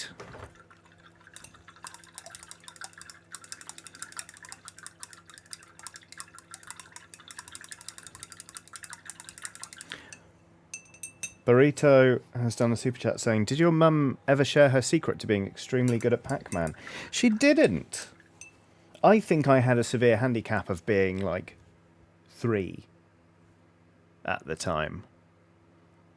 I think that's where I struggled. So I took that on board. I'm not 3 anymore. So that's good. Oh God, the chat is slowly starting to fill up with people saying, I am not Spartacus.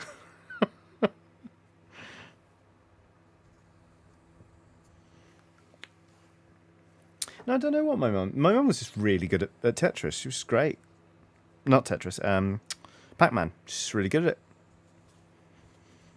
Like, her high scores were unassailable. Here we go. Googly-eyed Skull says, I am, however, Spartacus. There we go. Fork him over. Give him to Caesar. No one expected it to turn out this way, but we found him.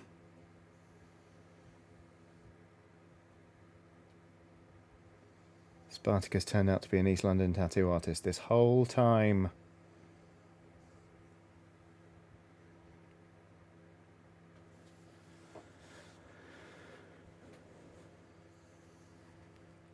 Emma Blass says, that was my problem with the original Mario Brothers. I was 5. The Nice Witch, on the other hand, says I had all my most epic gaming moments at 3. Intriguing. Wonder what they were.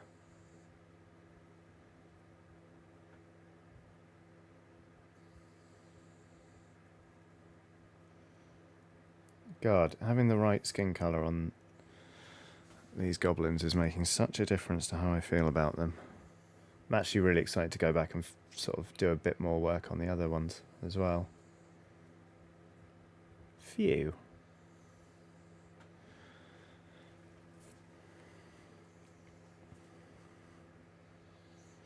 Hello, Rich says, I knew John the Cryptid. Lovely guy. Always hung out in out-of-focus areas.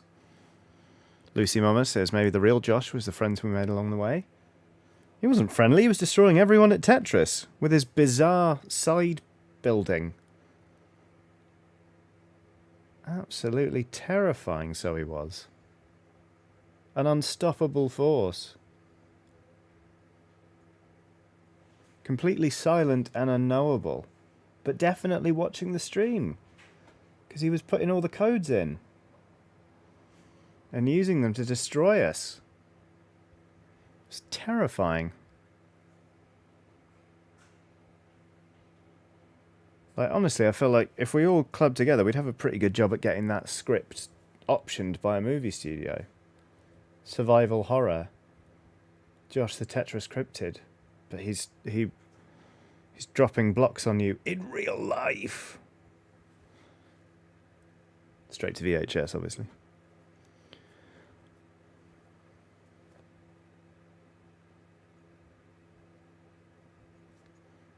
Weird little helicopter gob. Ooh.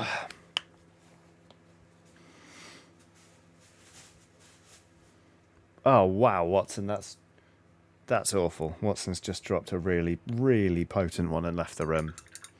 So good. Emma Blast says, after that stream I downloaded Tetris 99 and discovered I am a trough type too. Goodness me. Bizarre.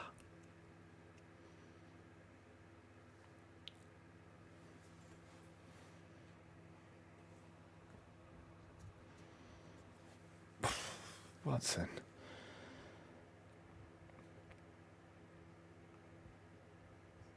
I try not to anthropomorphise the dog too much, but it really does feel like she just dropped that and left the room because it was so bad.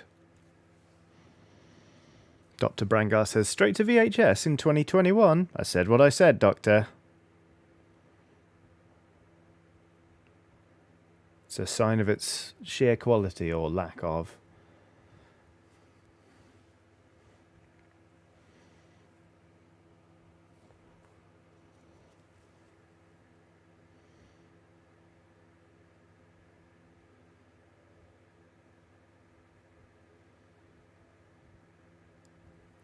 Lewis Cowper says, are we sure that Josh the Tetris Cryptid was not in fact Watson?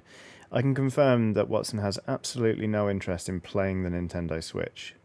The only time she has ever interacted with one, in fact, is when she's knocked it out of my hands when I've been playing in bed and she's decided to get under the covers, which has cost me more than one Hades run. She's just knocked it out of my hands, and then when I've picked it up again, dead. Ronnie says, oh, Watson, still can't help but love her. Well, obviously, she's a little ball of chaos, roughly hewn into the shape of a pig. Will says, oi, Johnny, watch Letterkenny. All right, Will. Don't know what it is, but that seemed like a fairly impassioned suggestion. So, who am I to refuse?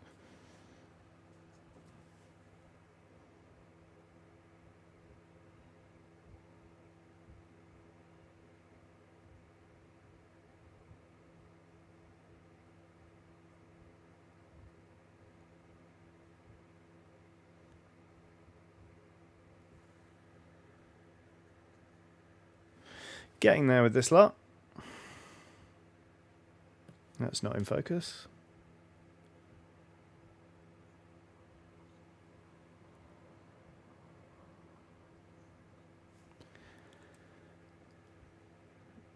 Okay, lots of people are now saying, watch Letterkenny. Okay, what is it?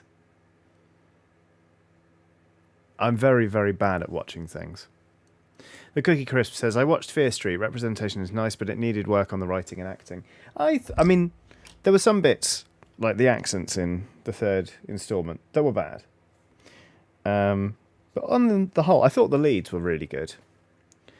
Like Dina, I thought was brilliant.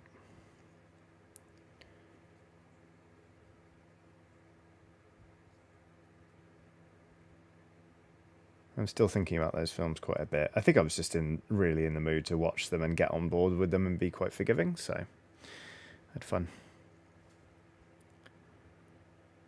It's a Canadian TV show. All right. It's a very Canadian sitcom with some of the cleverest writing I've seen in a long time, says Chaos. Interesting. Ooh, Ronnie says, I just found out we're getting some incredible Mexican takeaway for dinner. I am winning. Interesting. Mexican is delicious.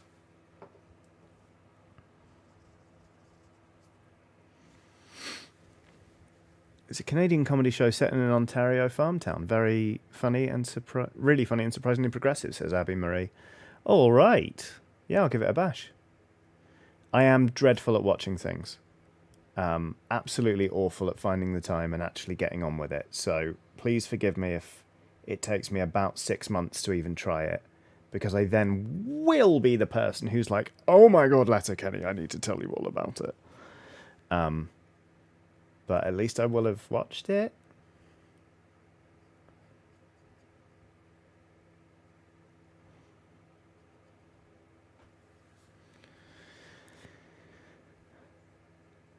Getting there. Very close to shading these little suckers, actually, which is exciting.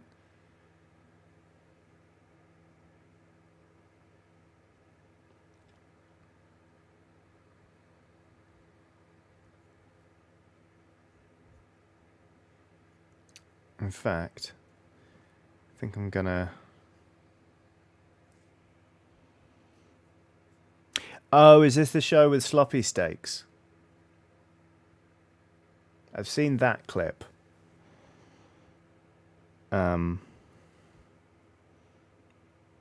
Because I think somebody did a joke where like they claimed that Giles Corrin had been doing that or something. I'm not sure.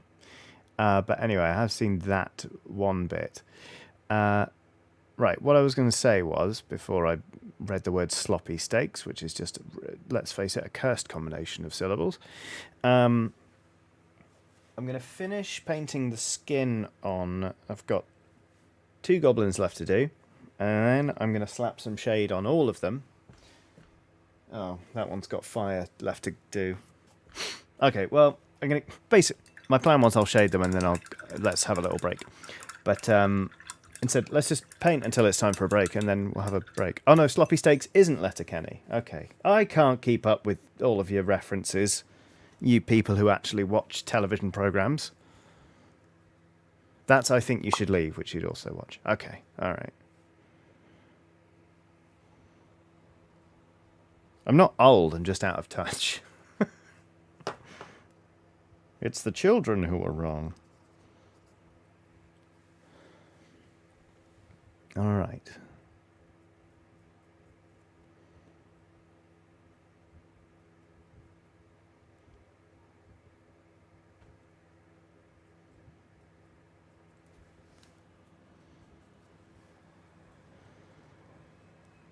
William Hype says, I love painting greenskins. They're the most pleasing and relaxing to do. Painting Space Marines is literally the worst.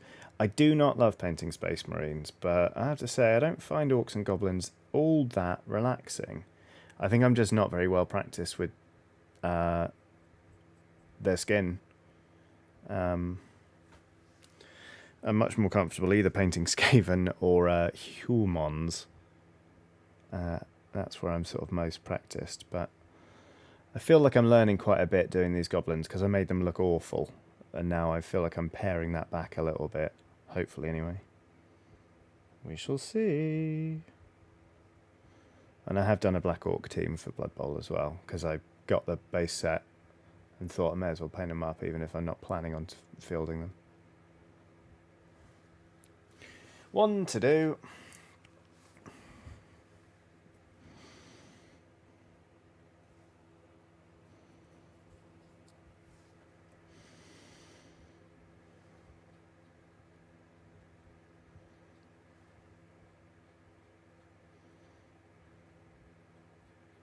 A bit more green on my palette.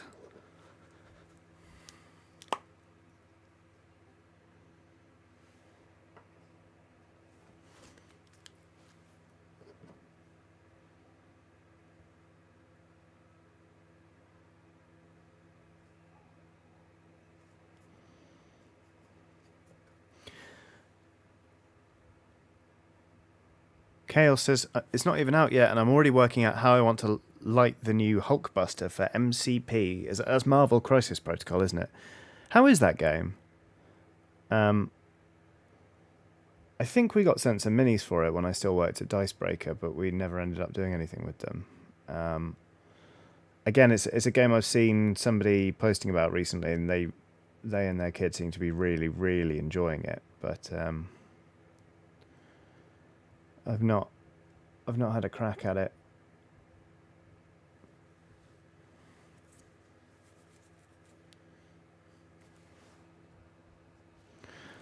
Emma Blast says, when my teenage patients no longer laughed at my jokes was when I realised I'm old and out of touch. I had a very interesting time when I was mentoring an absolutely bloody delightful teen, actually. And like, there were so many moments. Like when I was explaining, I was like, okay, so here's the thing.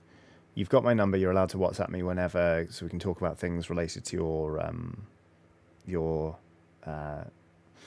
mentorship or menteeship, rather.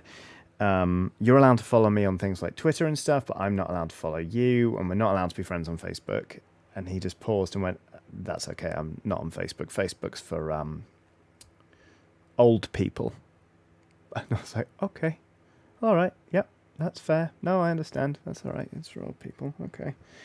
And then there was another time when we were talking about sort of work and phones and sort of Google Drive and all that kind of stuff. And I had to explain to him that not only did Google Drive not exist when I was at university, but neither did the iPhone.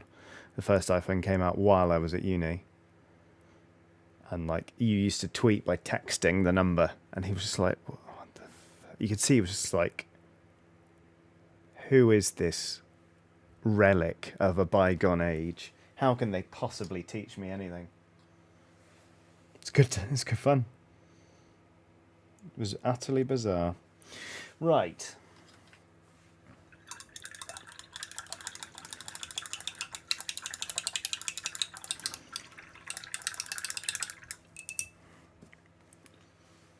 So.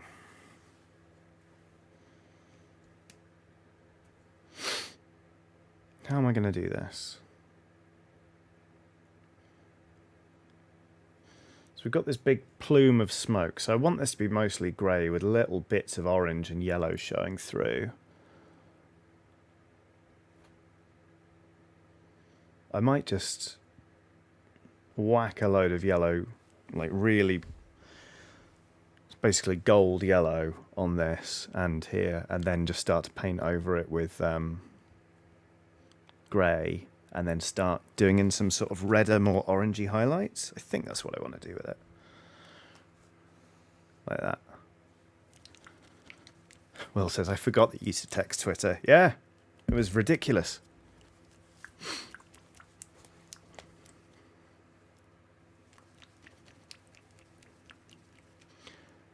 Emma Blass says, when I went back as a camp counsellor, they actually had a section of the training day set aside for the current top 40 hits. That's beautiful. What an absolute delight. I mean, I've been out of touch with popular music for like basically since I stopped listening to the radio, which probably would have been on the way to and from school. So well, that's all right. To be honest, video games always help me seem more in touch with things than I am with young people. So Even if they're like, do you play Warzone? I'm like, no, no, I cannot keep up. Hermit Prime says, what paints would you recommend for just starting out? Vallejo paints are great. They are affordable. They have some very nice colours. They come in easy squeezy dropper bottles, so that you can control how much paint is going into your palette. They're very good. The Army Painter is also very good. If you're just starting out, they're kind of inexpensive. A lot of painting guides will involve Citadel paints. They are good. I just don't like the lids because I feel like the paint pots gum up quite a bit. But their washes and shades are brilliant if you're shading your miniatures, which I heartily recommend you do. What else? Well, that is really a pop of colour there, isn't it? I will be toning this down. Do not worry, I've not completely lost my marbles. Maybe I won't tone it down. We'll see. We'll see how I get on with it. Those would be the ones I would recommend for just starting out, to be honest with you. And in terms of what colours to get, primary colours are good if you want to sort of mix some on your palette, although that can be a bit daunting at first. Think about what models you're painting and think about sort of what colours you want to use. And I would say, like, a lot of the time, if you watch a paint guide, they'll be like, okay, we're going to paint the blue armor. Here are the 8 different shades you're going to need to paint the big armor. Don't do that. Like, I sort of religiously followed. I was like, all right, I'm going to go buy 8 different blues. I'd say you need 2 blues and a cream, so you can blend the colours together and start lightening them and stuff like that. Will says, ooh, what is your guide to doing the big fire? To be honest with you, I can't remember the last time I did a big fire that was actually fire colour, because I've mostly done Skaven stuff. But let me show you. So I've actually completely started it off completely the wrong way, if I'm following that recipe, but give me one sec. Come here, you little... All right. So normally, if I'm doing green smoke, like for this warp fire team, I start off with a very dark green, and then I just layer up a couple of greens and then a yellow on the top, just following the main contours. I think what I'm going to do with this, once this dries, I'm going to come in with this orange and start just on some of these sort of bulgier bits, doing some orange in there, and then I'm just going to sort of come over the top of it with a grey to cover up a whole bunch of it, to make it more billowy up here, and then I'll probably just sort of highlight that. I don't know. Basically, Will. Let's work it out together.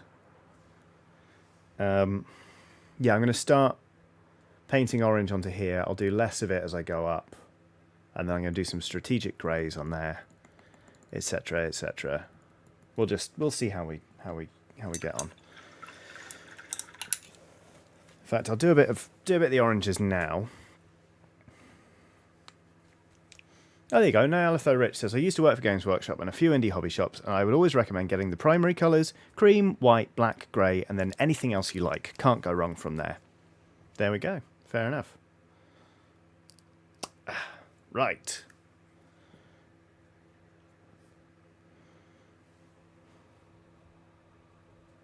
The nice thing about painting something like this is like, oh, that's a big column of flame, but also it's more of a column of smoke. So if I bollocks this up, I can just cover it up with grey.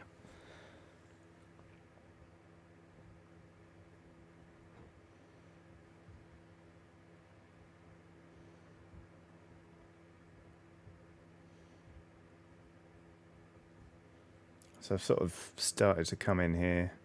To be honest, it's not even all the way dry down here. Well, that's bolder than I anticipated, but that's actually quite fun. Yeah, let's really busk this, actually. It's going to try and do the sort of underside there. And do it on the same on the other side.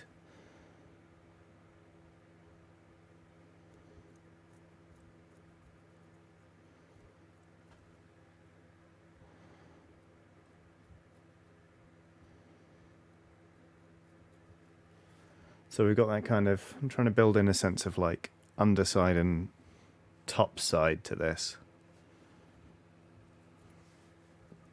No idea what I'm doing, but am I having fun? Yes.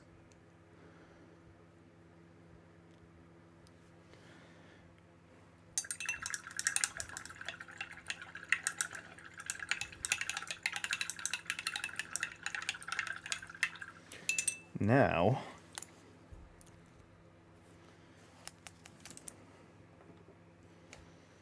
going to get out some Eshin Grey and some Storm Vermin fur, but with the Eshin Grey, I'm going to start off by putting a little bit of black in there.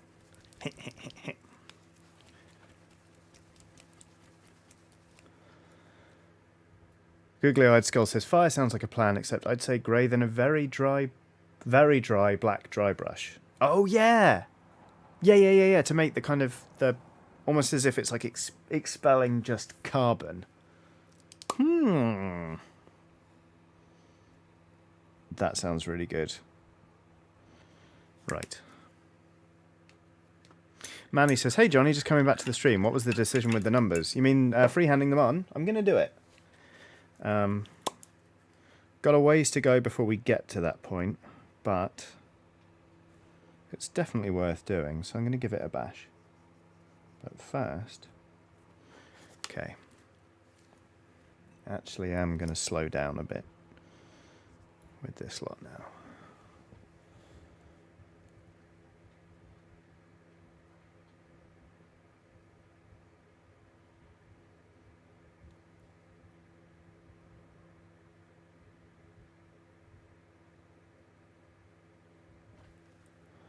That looks like challah bread.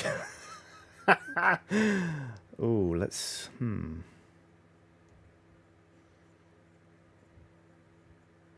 Said I was going to slow right down. I'm just slapping the paint on. Classic.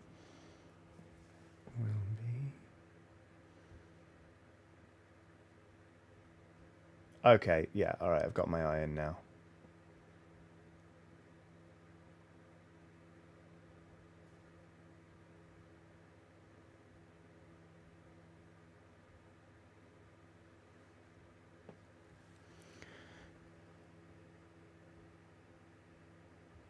This is gonna look patchy and shit for a bit, but I think I know what I'm doing.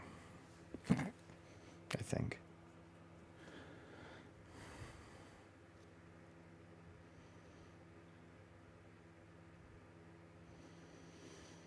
Just trust the process.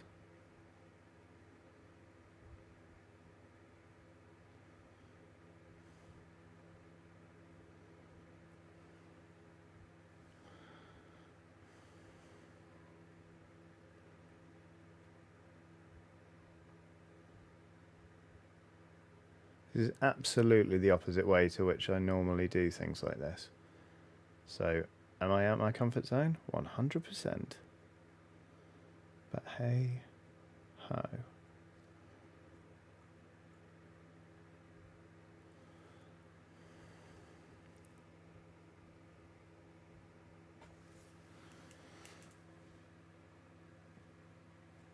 Okay, cool.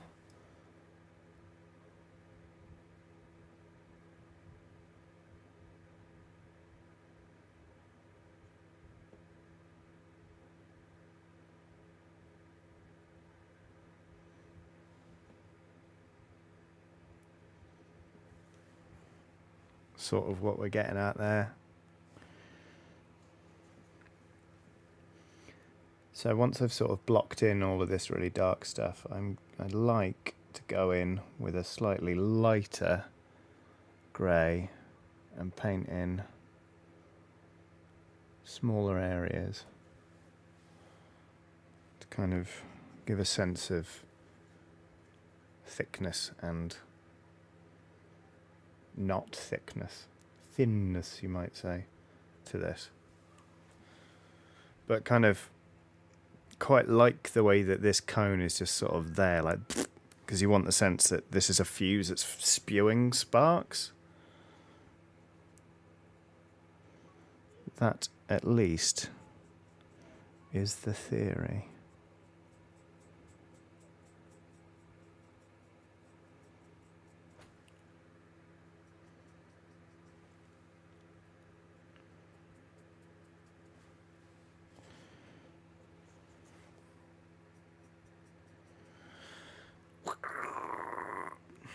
So, nothing.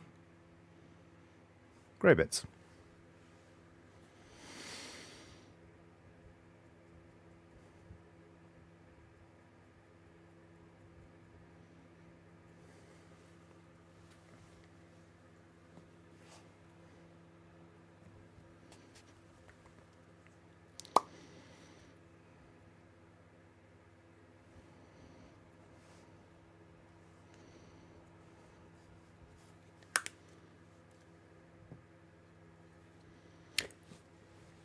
Googly-eyed skull, always with the good insight, says, it is indeed completely the opposite. You're inverting, painting dark over light. An internal light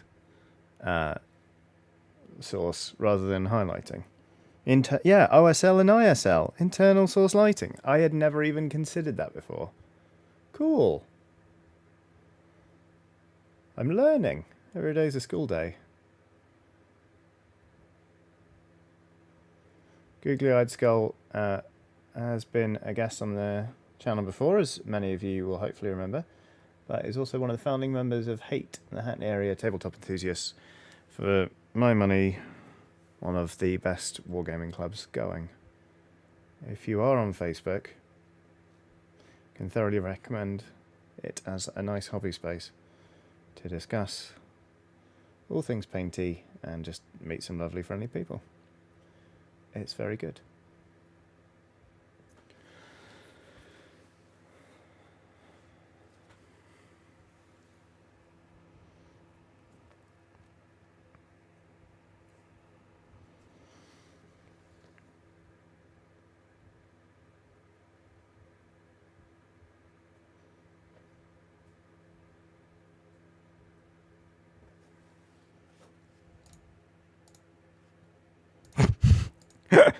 I just got a WhatsApp from my wife saying, Jesus Christ, Watson's bum, it's terrible.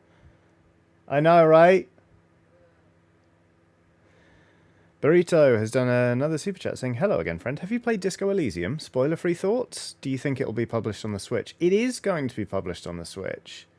The sort of the fancy edition with the voice acting and everything. And I've kind of been holding out for that, to be honest, because I've been told repeatedly that it is right up my street, and I would love to play it. So, yeah, watch this space. Basically, I will have spoiler-free opinions at some point. I should just crack on and play it, really. Just take a weekend to really put time in.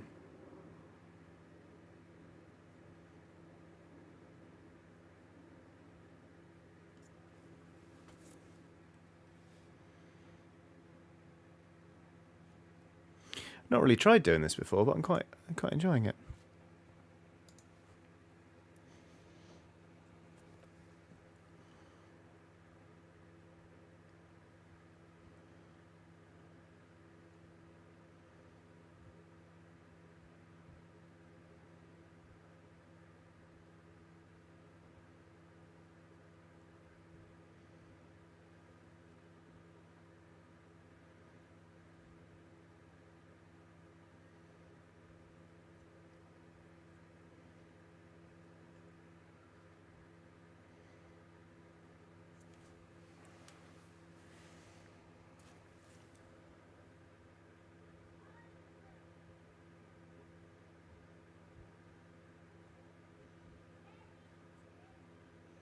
Alright, so that's sort of the darker grey blocked in there.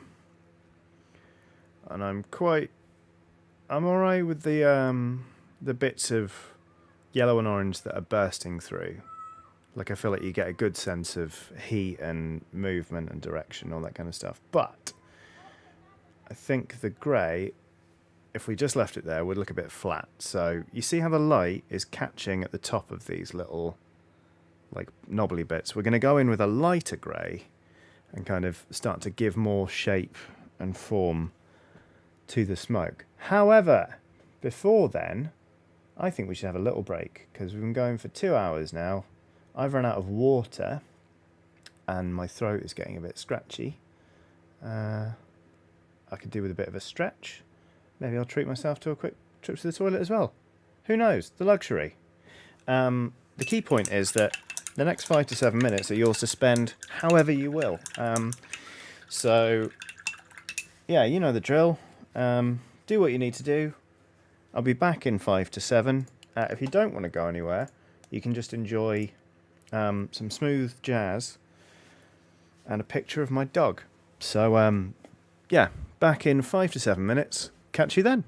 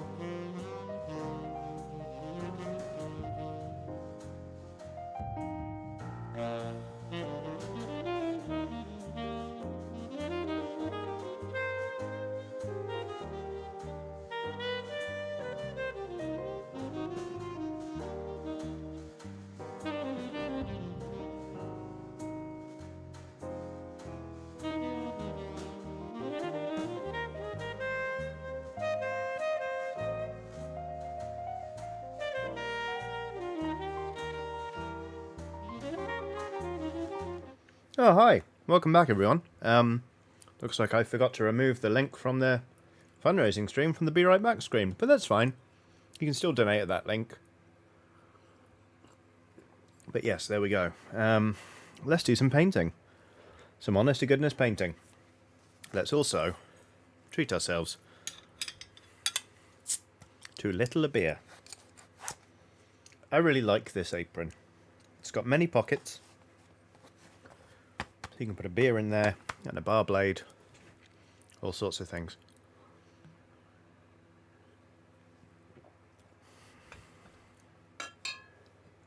Put that there. Lightly clink the bottle of beer against the bottle of whiskey that is still on my desk from the weekend, from the stream. I hasten to add, it doesn't just live there all the time.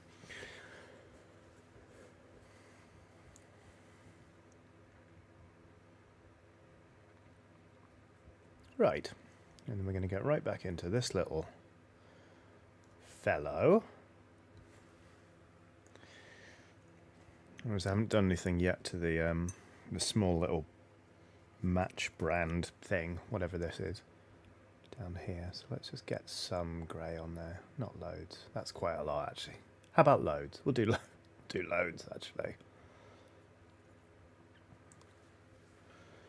There we go, that'll do.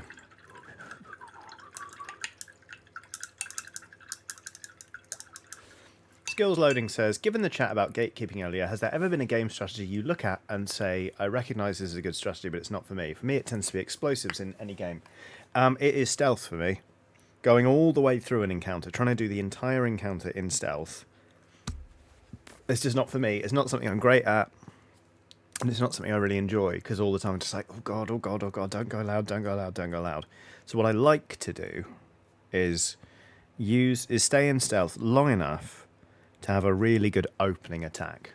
Just be like, to be in stealth long enough that I can then go boom and take out a few things at once and then just go loud and start fighting. That's how I like to play, sort of. It's something I consider to be very synonymous with Far Cry, like taking out those like outposts and being sneaky to a point and then just letting the bear out and everything goes completely haywire. That's sort of how I like to play things, which is why I've never really got hugely into Hitman or things like that. And it's why I just play quite aggressively in Horizon Zero Dawn and other games like that, because I just prefer fighting. I really like Really like games with good combat timing, and I think like dodge rolling out the way in Horizon Zero Dawn is really satisfying. It's why I love Bloodborne as well. This is all about watching somebody being on your toes and then just absolutely tearing into them as and when you can. It's very satisfying. As is the way this smoke is coming on. So, might not be able to see it too clearly, but I've sort of layered up a little bit of grey on there with a lighter grey. And now what I'm going to do is stick a little bit of cream in that to make it even lighter. Wow. How do they do it?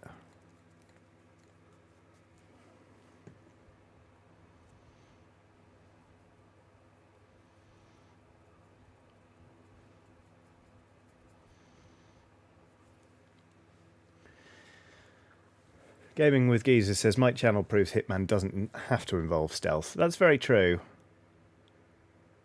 It's very, very true, actually. But yeah, I've not...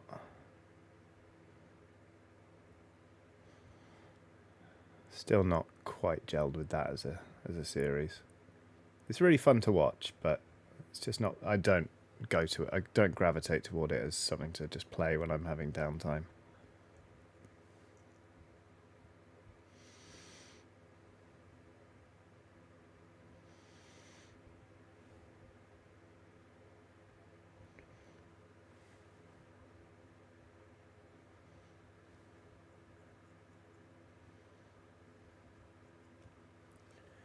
Okay, just trying to... Ooh, that looks quite messy, but we are going to shade this, so hopefully it'll be fine. Shading some more sort of lighter greys onto this. Not shading, painting some more lighter greys onto this.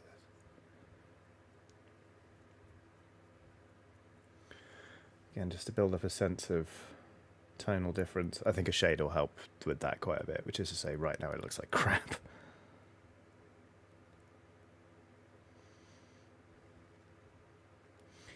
But I'm painting because I want to try and get the rest of this team done by the end of the stream.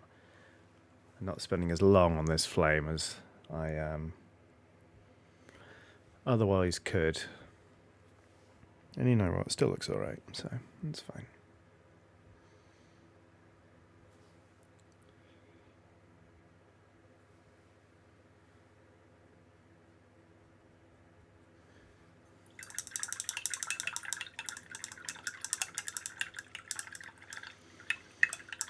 Okay. I think with that we actually are ready to shade these little things. My favourite shade brush has gone missing, which is really annoying. Because I love it, and I'm struggling without it. It would be somewhere on my desk, but my desk is not clean. Well, it's just not tidy. Not clean or tidy. Why am I trying to kid myself? So it'll be somewhere. I just don't know where. So I'll have to make do with a different brush for now. Boo. Oh well, that's fine. Right. Let's have a look at the other ones I've got. Where's it gone? I've got like a Games Workshop glaze brush that's seen better days. It's quite good for shading nowadays. No, that's gone missing too, has it? Okay, great. Oh no, there it is. No, it isn't.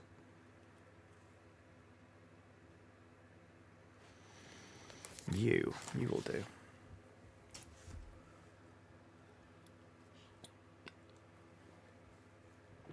Right. Agrex Earth Shade. Where have you gone? There it is.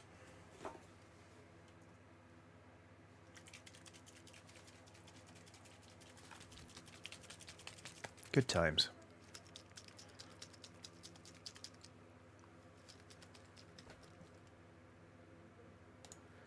Now, decent chat going on about stealth in video games. I really admire people who can do it. Like, what was that? It was like a Brazilian YouTuber who was just absolutely incredible at Dishonored and was doing like obscene high chaos runs where no one saw them and they were just taking everyone out and doing stuff that I didn't even know was possible in Dishonored. It was beautiful to watch. It's just not how I like to play, I don't think. It's just not how I like to play, but stealth is... Oh, it's a very valid tactic for those who enjoy it. Ooh, Happy Jack says, just finished a 10-hour overnight shift. Great to have a chill stream to come home to. Welcome home, Jack. That's no small amount of work in one go. Especially a night shift. Well done. Take a load off. We're painting some goblins. Finally finishing up this as yet unnamed team. Just shading them all right now. Getting some sort of definition on the models before we go back in and layer stuff up.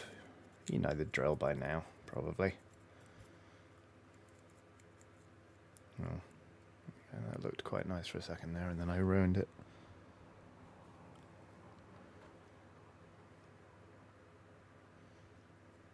Maple Teachers says, I keep dropping my charcoal grey rubber onto my charcoal grey carpet. Why?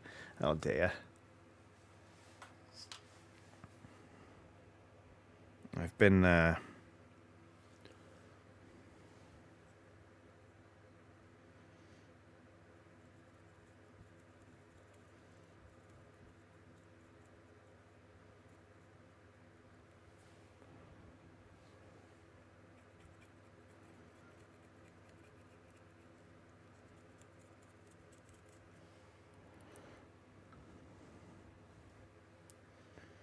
Oh crap, I didn't even do the hair on this goblin. Well, maybe it'll just be electric white hair that's been shaded brown. Sure, why not?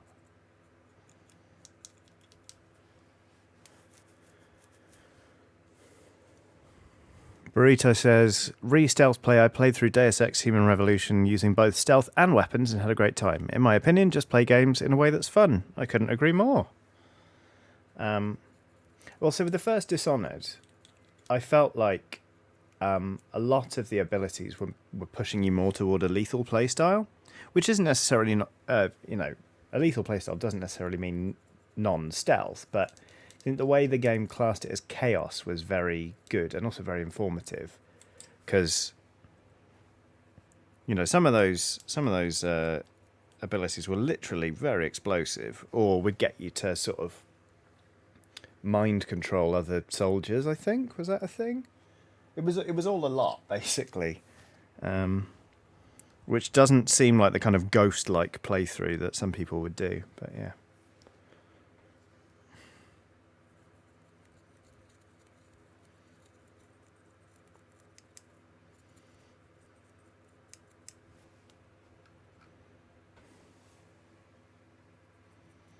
Brush, brush, brush, brush, brush, brush, shade, shade, shade, shade, shade, shade.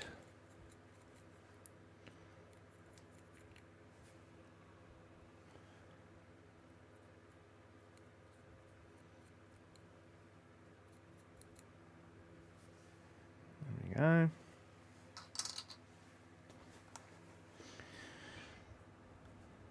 Good, I'm actually enjoying how these are coming out, which is a good sign.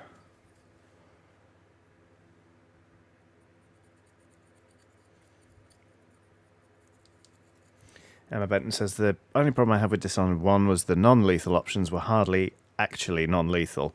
That's true. Accidentally killing folk in that game is not a hard thing to do. I mean, we are starting to close in on the end of Horizon Zero Dawn, I reckon, so we'll be picking a new game for me to play on Preston Chiodini relatively soon. And there's every chance it will be one of the Dishonored games. Based on how everyone votes, because I think last time it was pretty high up there, as was Prey, actually. The Nice Witch says, stealth is difficult when you're an impatient goblin, brackets me. I think that's part of it as well. It's like, hang on a minute, I have to wait, another 90 seconds to get the opportunity I've just keyed up for myself. That's a lot. Oh my god, I was bad at Metal Gear Solid 5. So bad. I even did a video that was called, Is It Still Fun If You're Awful at Stealth? And it had some incredible stealth gaffes from me. Well, I got found, and instead of, when it goes into slow-mo, it's like, weep, you better knock this person out, otherwise it's all going to go off. I panicked and just got in a cardboard box. It was not good. And then I popped out of the cardboard box and tried to shoot them, and then... Oh, I got out the cardboard box by diving out of it across the room. It was just not... It was not good. I did not get on with that game. Which is a shame, because I was really enjoying it. I just couldn't play it properly.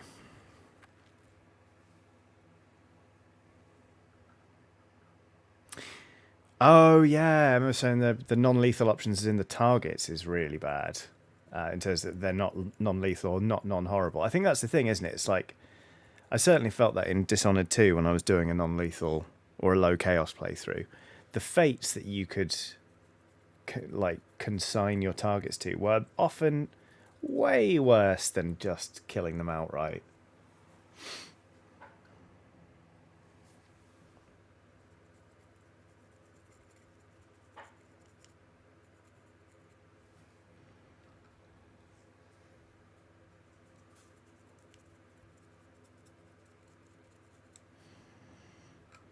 Shade, shade, shade, shade, shade, shade.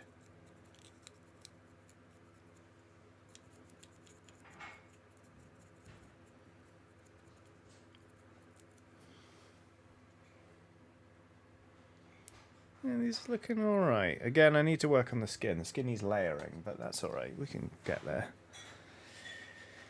Happy Jack says, the feeling of taking out a whole camp in Metal Gear Solid 5 and having no one see you is sublime. I can only imagine. Happy Jack. That is not an option for me. Regrettably. But hey ho.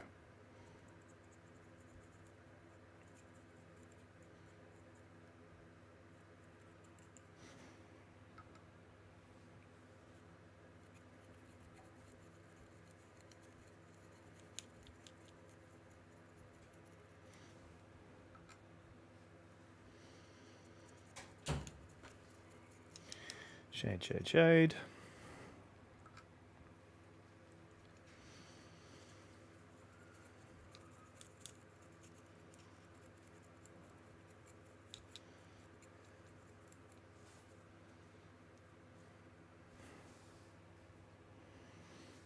I'm going to try and make sure a good amount of shade ends up in these goggles. That's too much, but gives you the idea anyway.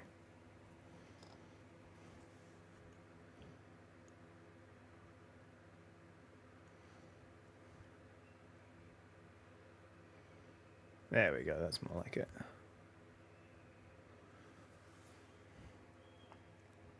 There he goes. That one's almost certainly called Norman.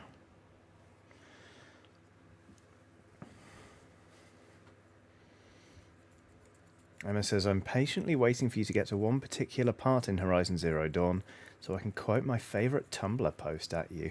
I can't wait! Sounds bloody good. I'm recording 2 episodes back to back this week, so not that I've been listening to anyone's advice anyway. The comments for the next sort of Patreon exclusive or timed exclusive episode will not have been read by the time I record the next one, because next week I'm going to be away on holiday, actually. Going to the cottage that I went to for the writing sort of break, but this time it's just a holiday, which is nice. Right, those are some goblins. I have shaded them. Now we wait for the shades to dry. Let's see if it's actually dried on this one already. Yes. Cool, cool, cool. So, what do we need to do? It would be nice to go round the edges of, like, the armour, like the cream, and just do an edge highlight. That would be nice. And isn't something I did much of, seemingly, with the first date. Oh, I did a bit. So that's going to be nice. That's not the brush I want at all. Do the same with the red, and then it's just about the skin, I think. It really is. Maybe touch up some of the leathers as well. Well, we'll see how far we get. Small layer brush, there we go.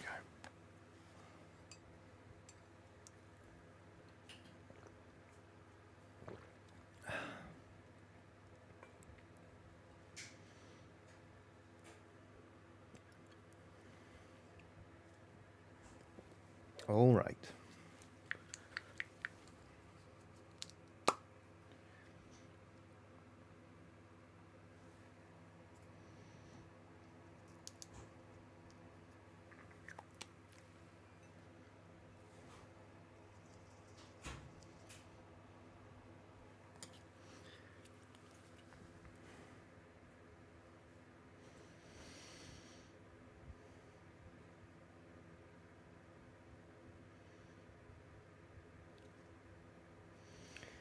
So we're going back in with the exact same green we used before we shaded, and just painting select areas to kind of, again, sort of bring back that sense of contrast.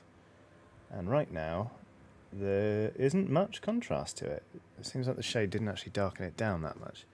So what I might end up doing is, I probably will end up, mixing some cream in with this green and taking it a shade lighter still. Just to try and build up some light and dark areas on the skin, a sense of contrast. I think that's where I struggled before. It all starts to make sense. I wasn't just being lazy.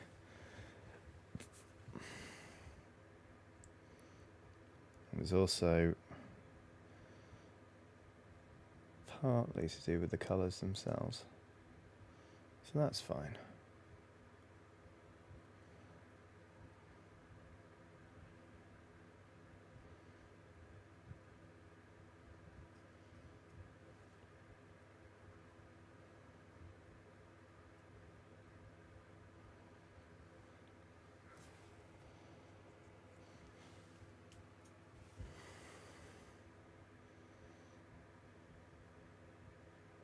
Watson isn't in here, but I swear she might have come and done another fart and left, because it still smells awful.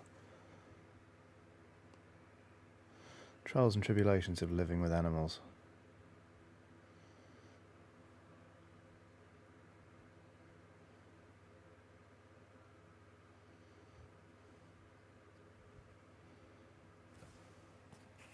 Two.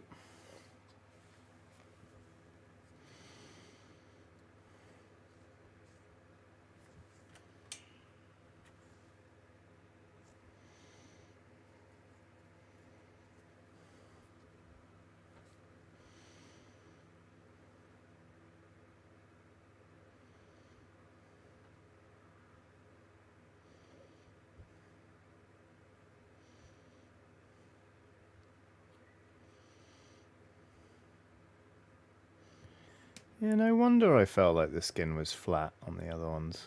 Just highlighting with the same tone really doesn't feel like it's changing that much. Whereas normally when you sort of shade a colour and then paint back over it, it makes quite a big difference. So, interesting.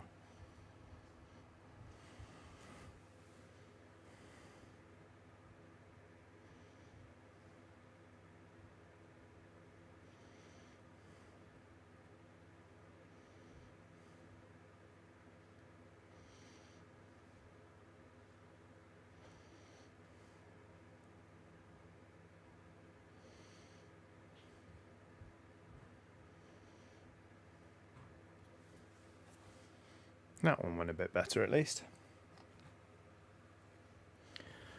Ooh, Will says, well, that's exciting. I've just bought the 300 sleeves I need to sleeve the next Marvel Champs expansion.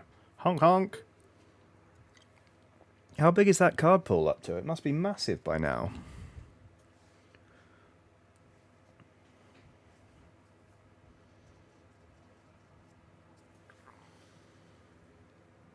If that's 300 cards just from the latest expansion, are those all unique cards or are there some duplicate ones as well? Sorry, I'm bombarding you with questions now. But I suppose you've got villain decks as well as hero decks.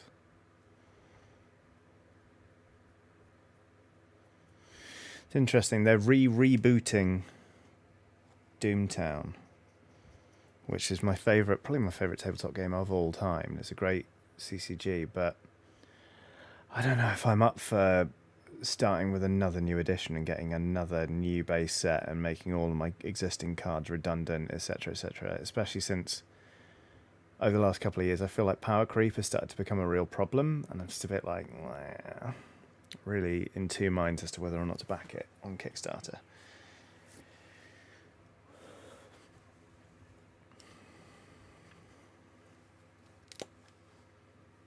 There's a fuckload of dupes, and the villains are all their own stuff. Fair enough. Thank you, Will.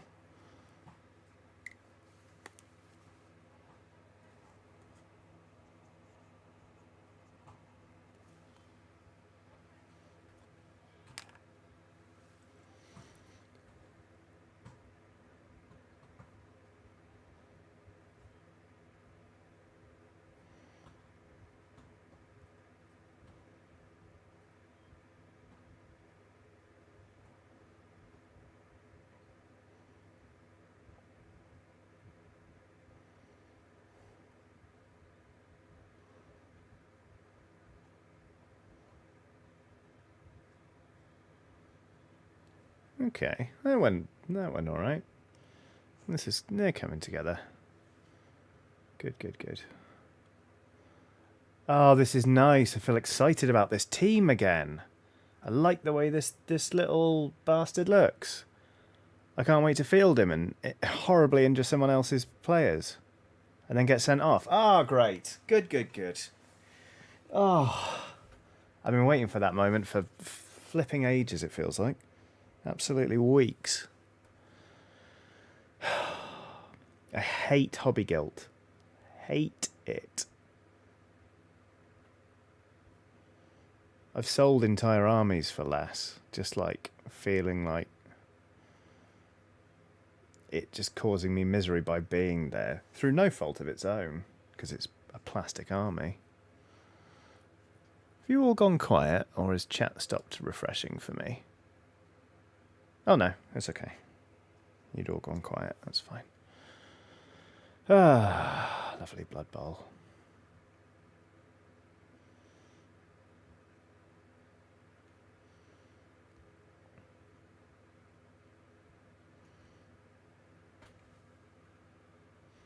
Another embarrassing thing that I did this week. Also Hot Bobs related. So again, hope they're not watching. But I really like doing like little surprise silly things for friends. So I decided to mock up some stickers for the Hot Bobs League based on the NFL logo. And order them on the internet so that when we go into playoffs I can give everyone a few stickers and like we can slap them on our laptops or our, you know, team boxes or whatever.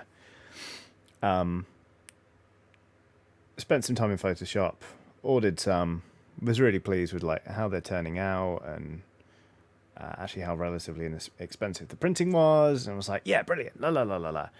Went to bed last night, sat up bolt upright at like nearly 1 a.m. because I realised I'd used the NHL logo, not the NFL. So, and you know what? Blood Bowl, it's not a hockey game. So I fixed it and ordered some proper ones. So now we've got 2 sets of stickers coming, which is fine.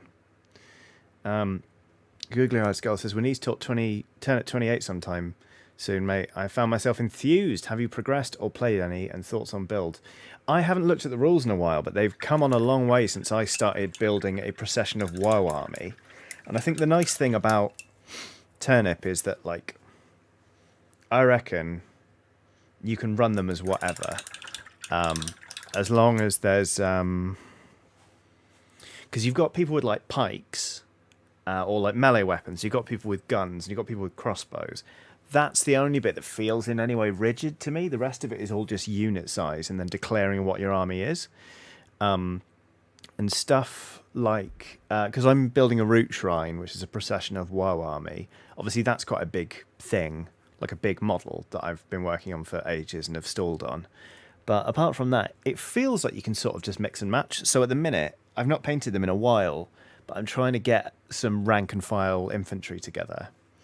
But yeah, I'd love to have a chat about it, because I think there are pig armies now as well, and all sorts, and cannons and cavalry and all sorts of things. So, Wayhan Lim says, would a hockey spin-off of Blood Bowl be more or less violent, or just different but equally violent? I actually found myself thinking about this last night after I'd done my colossal fuck up. I reckon Blood Bowl does hockey. You'd have bigger movement allowances and more blitzes per turn. So you'd be able to knock people over more. But I also think it would be a lot harder to move without falling down, probably. I'm not sure.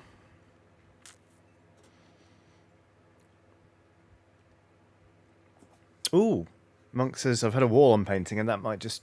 I think that might fix me. Well, let's absolutely get talking about Turnip.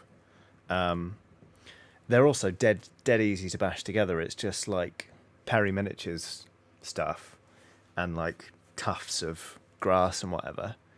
And also I think Max, who makes Turnip 28, I started releasing files for like 3D printing Turnip bits, like the heads and stuff, which is very cool.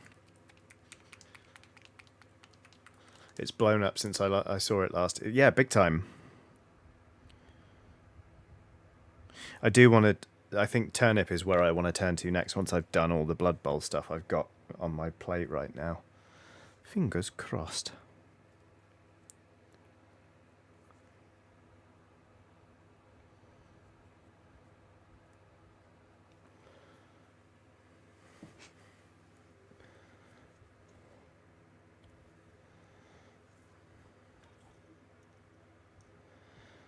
Ronnie's off to stick their hands under some UV lamps after doing, I think, some nail art. Take care, Ronnie. I will speak to you very soon, no doubt. I received your DM, and yes, I think that works. So I will catch you soon. Don't be a stranger. And good luck sticking your hands under UV lamps. Wear sun cream. Like, that's not a joke. If it's just for your nails... Get some sun cream on the rest of your mitts.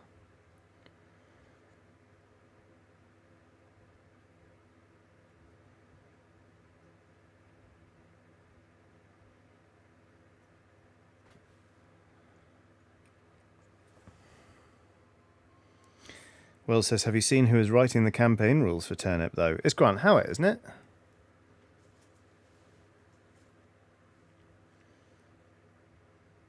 I know Grant's involved.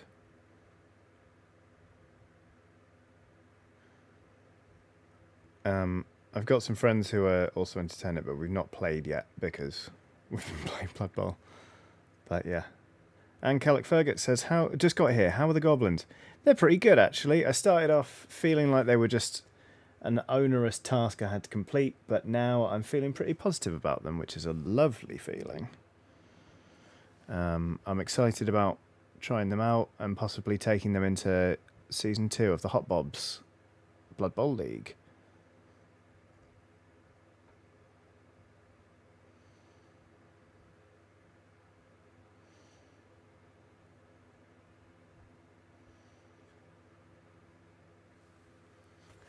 Mm-hmm.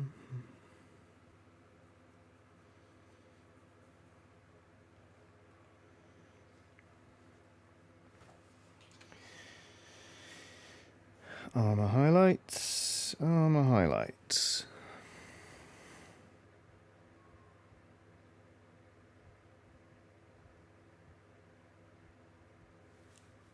It was a bit clumsy, but oh well.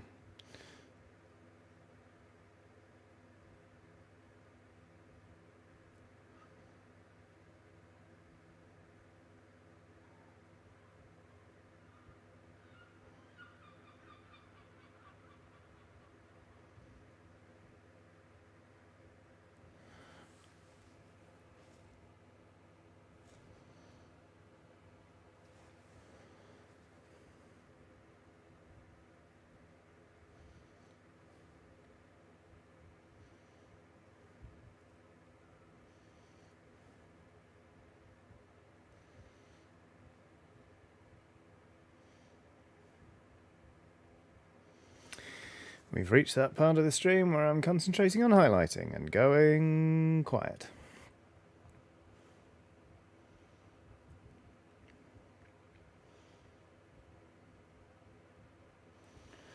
The good news is the edge highlights are going well. So that's nice. I honestly cannot tell you how freeing it is to be liking this Blood Bowl team again. Thank God.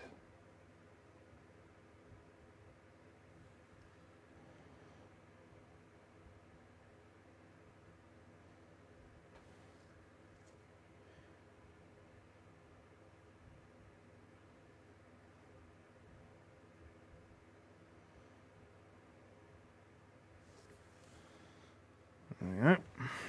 Cream going on.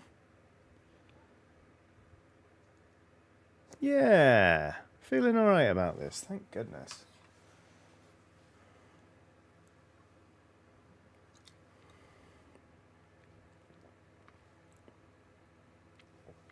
Will says, I'm still hunting for a suitably large bore cannon model for my turnip lads. Frustrating, to be honest. I don't quite know what a bore cannon is, Will, but I do know that sitting spare, I have got the ogre half of Feast of Bones. You know, like the Ogre Moor Tribes and Ossiarch Bone Reapers box set that came out like a couple of years ago now. And I know that there is some form of cannon being hauled around by a massive pig. Have a look at that, and if you reckon it would be useful, I can send it your way, because I would love to see what you do with it. But yeah, let me know.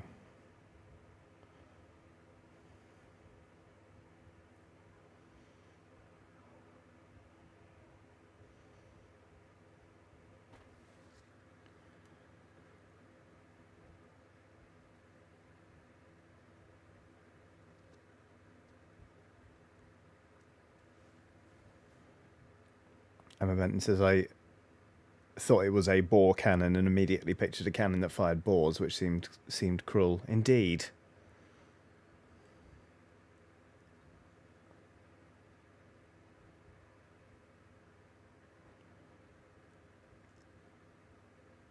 That would be hideous.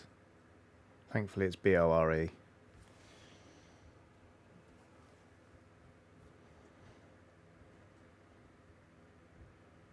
Like a reverse Angry Birds. Very good, the Cookie Crisp. Those birds really were very angry about those pigs, weren't they? And people really cared about it. People really cared about that shit. Brian Schoner quite rightly says, well, Malifaux has a pigapult. It does, but that's more like launching pigs in to be combatants, right? Than just launching pigs as fodder.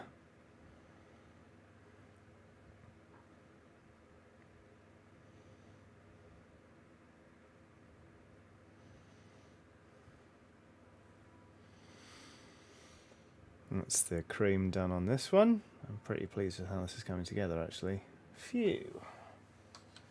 And how are we looking? We've got, only an hour and 15 minutes, actually. Might we be up against it on the clock? Heavens.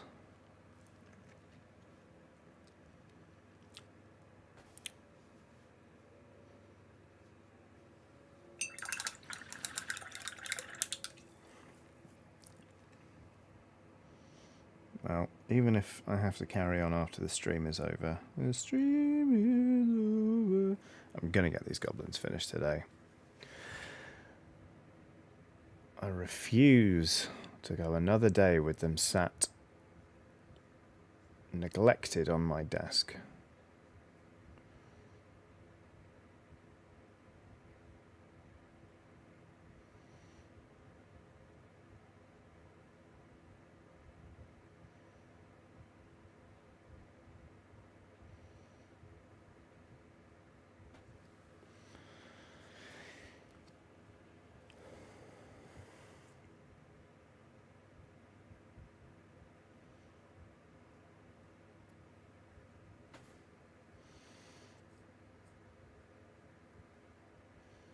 Lots of people now talking about pigs in the chat, which I'm always on board with. Bloody love a pig. They're actually what?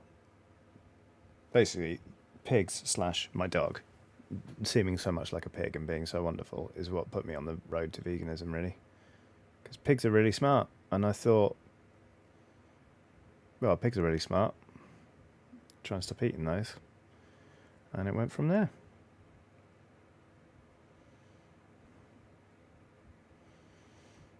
Just makes me happy that they're out there pigging about, you know.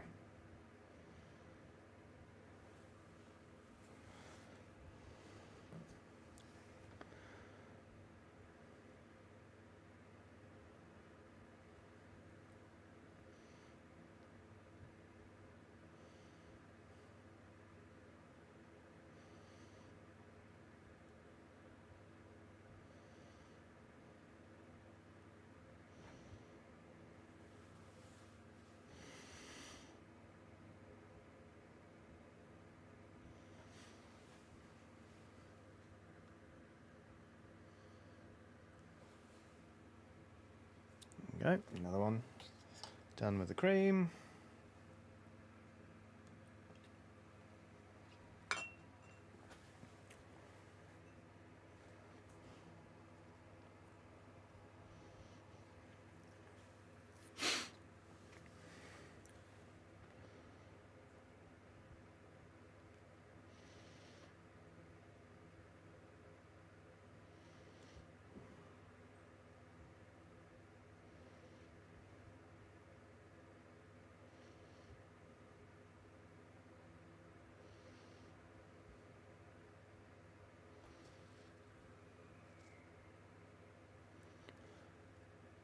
Yeah, pleased with these. Good, good, good. Thank God.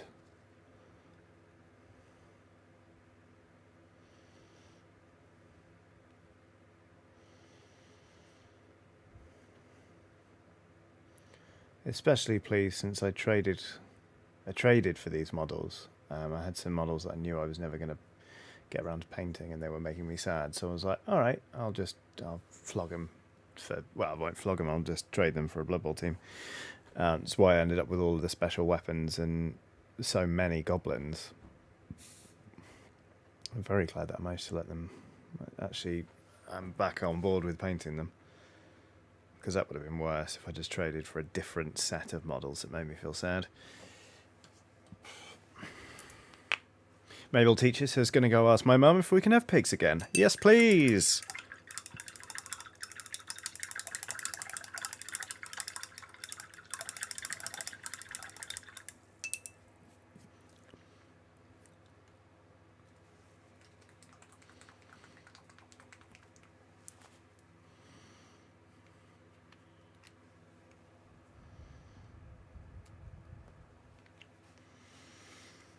Okay.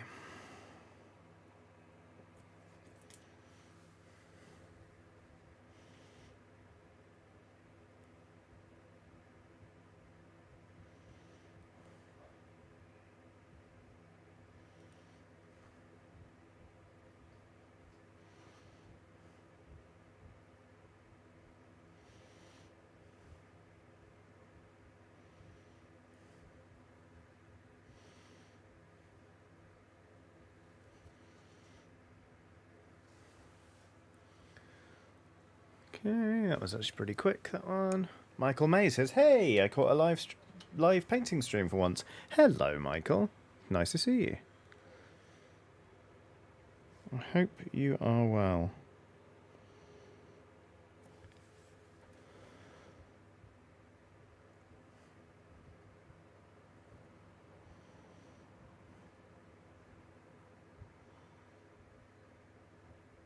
Sorry that I've gone quiet, but I'm doing the edge highlighting bits, and I always tend to struggle to paint and talk during those parts.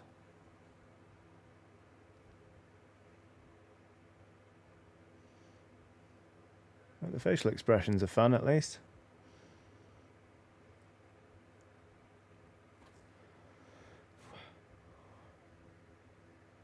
You nerve-wracking little...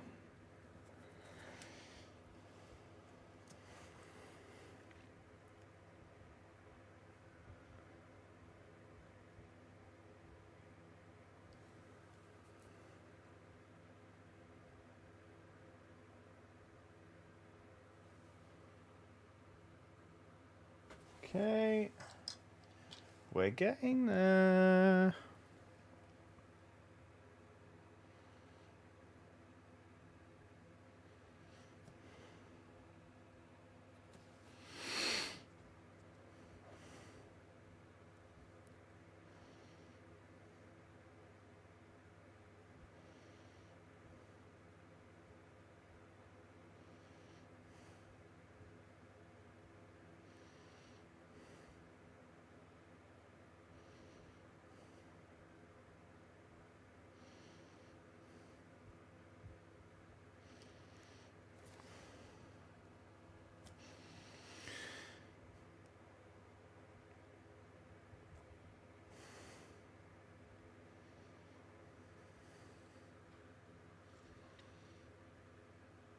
Okie dokie.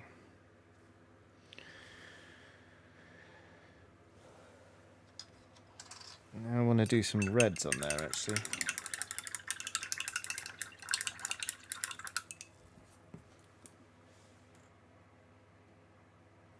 A heavy red.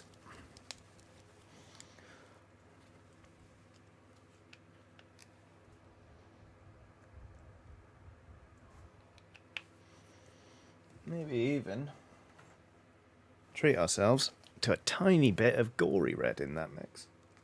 I know. Whatever will they think of next?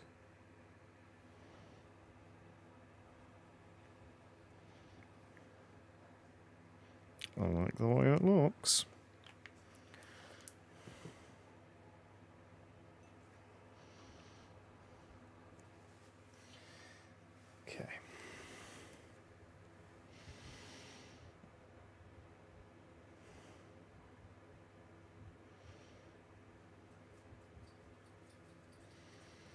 Is that excessive? Certainly looks it.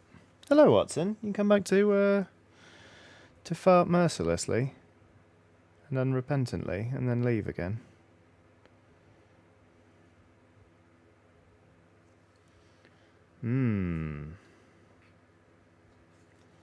Not sure about this, actually, now that I've started, but... Oh, yep, she's off again, so I assume she's broken wind. Great. Love to have a dog.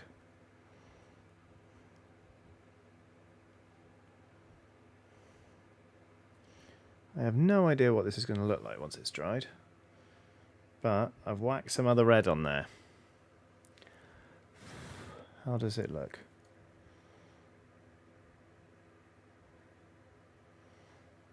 That's kind of alright.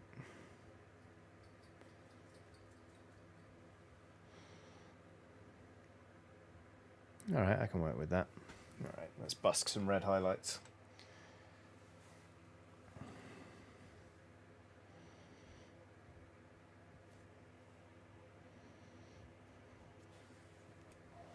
Corvus Albright's done another super chat saying, "Dearest Johnny, had you not become a professional streamer, what do you think your profession would have turned out to be? I would have become an academic. My plan was to do an MA and a PhD and go into lecturing, specifically in Old English. That was the plan. So, but fate intervened. YouTube beckoned, and here we are. But yeah, that's what it would have been. Or I would have had a freak out and retrained into something vocational, like I would have become a doctor or something. But at least my idea was to lecture in Old English.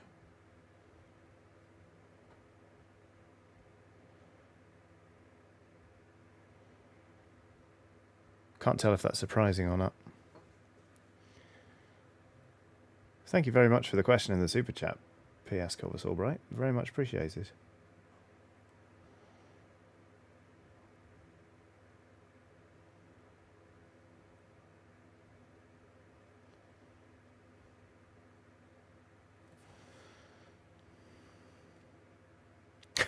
Mancoy says, "I know there's a lot of hard parts about your job, but as a doctoral candidate, I feel you pick right."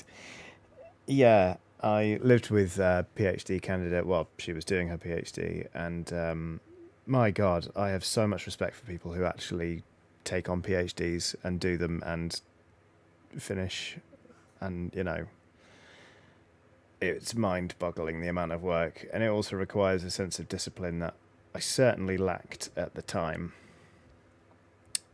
I was not disciplined during my BA, especially when it came to writing my dissertation.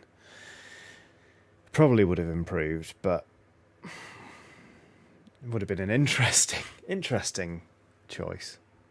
So yeah. Mabel Teacher says my first tattoo is going to be the word "What Medievalists Unite." Mine was a long time ago going to be the word "Arnhaga." I never got it in the end, but you never know.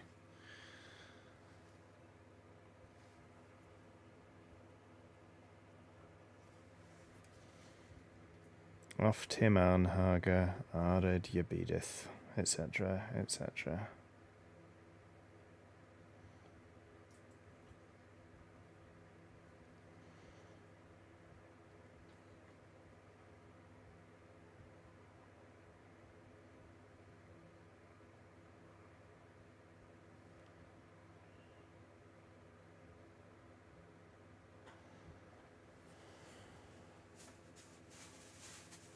Neko the Kitty says, "Would you ever consider streaming in Old English, thus combining the two?" Oh, goodness me, no. If you think me painting is low octane, just imagine me translating Old English, just flipping back and forth between the pages of my Cambridge Old English reader. Yeah, regrettably, I don't think that's on the cards. I know a lot of you will be disappointed.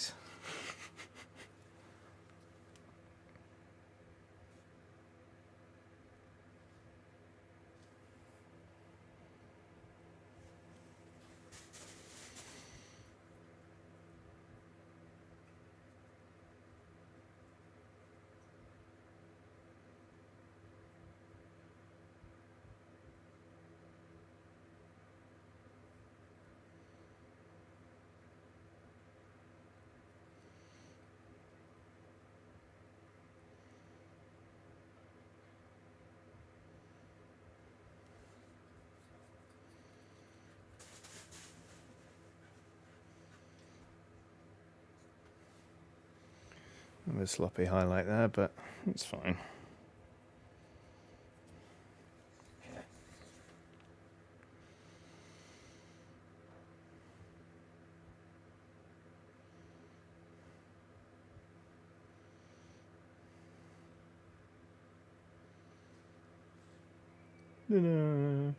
All right. Get in there. Get in there, get in there, get in there.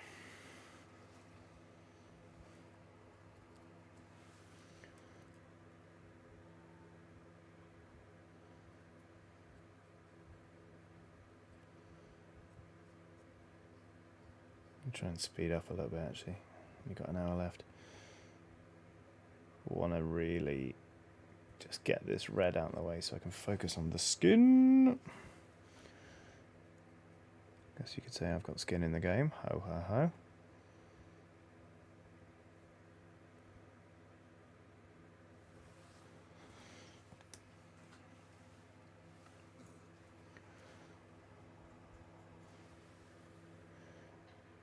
Are you after something, Watson? It's too early to feed you. Good pig.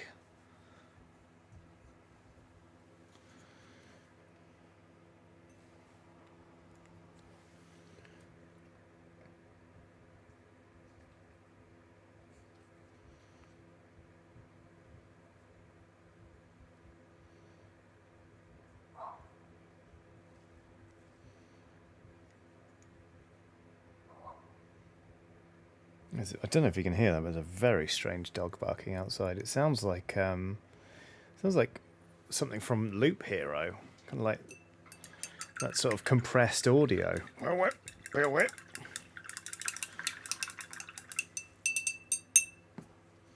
Touch more heavy red.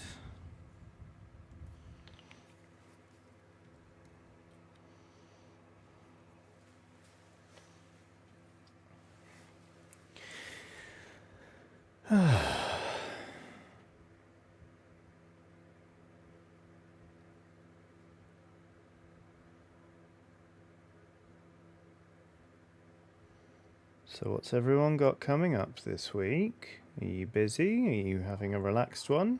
Are you seeing friends? Do you have some fun plans ahead? See you later, Watson. I've got a busy one work-wise, but again, that's because I'm going away next week on a hollybob, so I want to get as much Patreon stuff done as possible this week so I can fully unwind and just let scheduled posts take care of themselves. The Cookie Crisp says, was that another dog? Yeah, it was like a dog bark and a record scratch.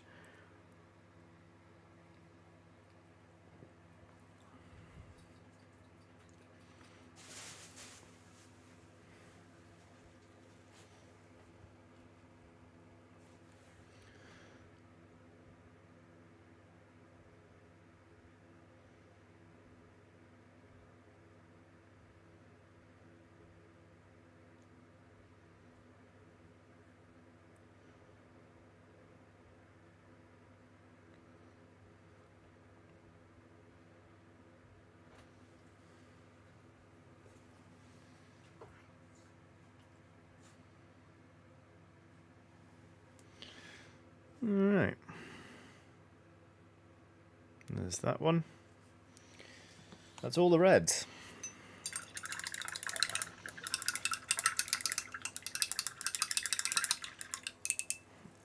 I want to do a tiny bit of brown on the cape of this fellow. But,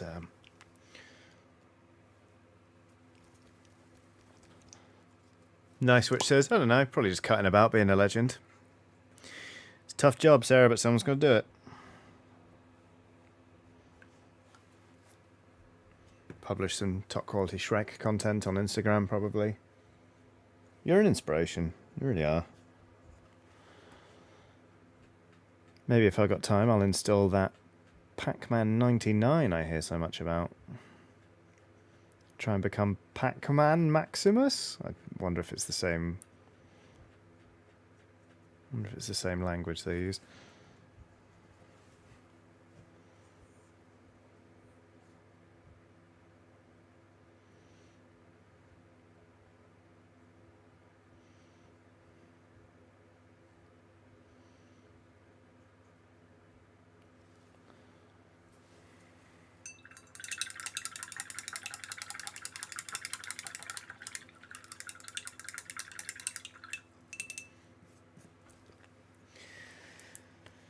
Alright. Maybe I should layer up the trousers as well. Why not? Why wouldn't we layer up the trousers as well? Let's do it. Let's paint some goblin butts.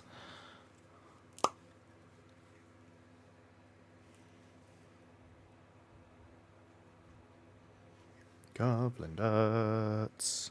Goblin butts.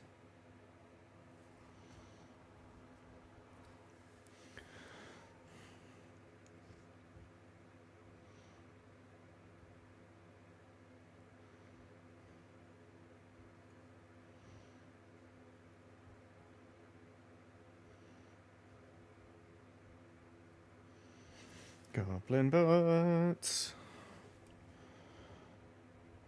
If you can't make time at least once a week to paint the hindquarters of a goblin, you know, are you even really hobbying?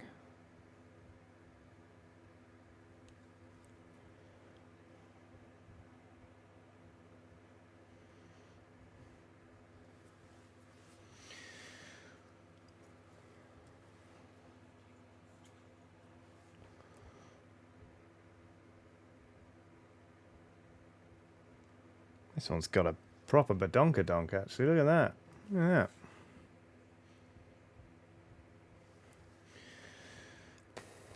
Goodness.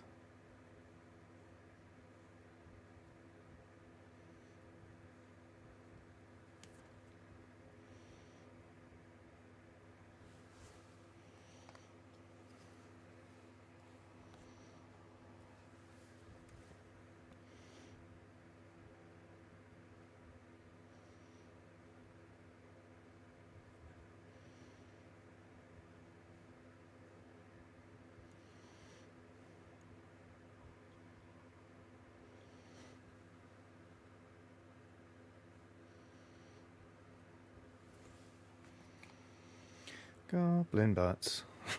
Dumps like a truck. Goblin's like, what? What? What? Gobos, move your butt. Butt. Butt. I think I'll say it again. There's one. There's little Heine.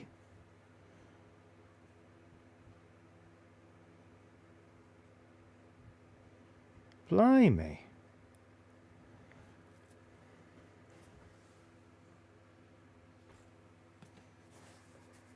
It's like two oranges in a bandana. This one's quite flat.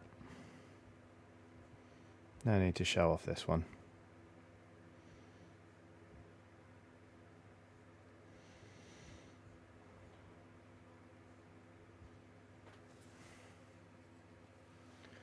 Grumpy Boy says, I haven't heard badonkadonk in a long time. Yeah, clearly you're not hanging out with the right people, Grumpy Boy. To be honest, I'm probably the only person I know who still says badonkadonk. Can't think why, it's a great word, you know? That's that. One last goblin butt.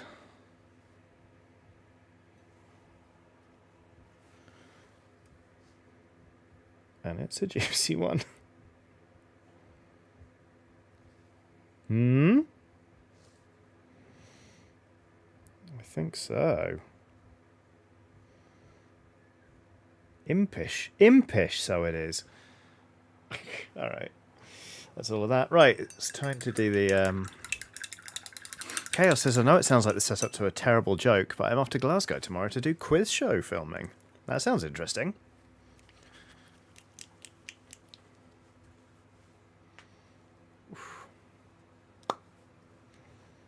That's not the paint I want at all. This is the paint we want. Right, we're going back in with this green and we're going to add some cream to it to make it a tiny bit lighter. And we're going to do some fine highlights on the skin.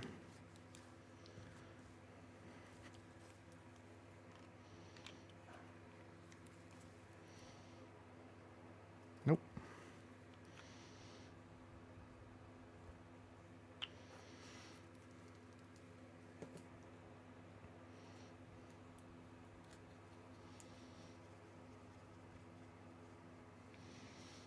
Yeah, that'll work. There we go. That's a good highlight colour. Nice, nice, nice. Oh God. This specific shade reminds me when I was a kid.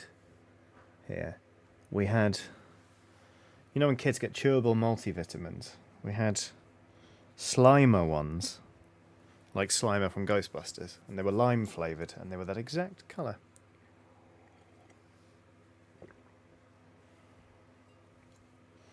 Okay. Wait, Chaos says... Hopefully they won't ask questions about my weak area of Czech's notes, all of music after about 1997. Do you mean you're going to be on this quiz show, Chaos? Is that what you mean? Because that's exciting. I hope it goes extremely well.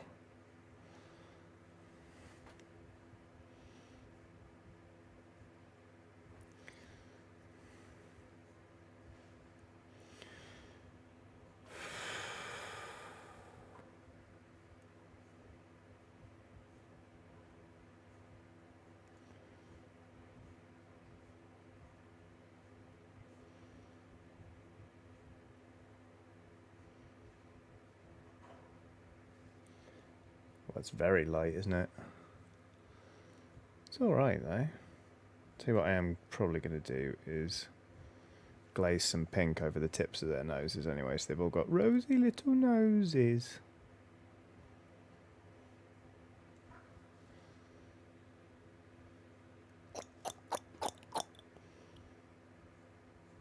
Not sure how bold to go with this.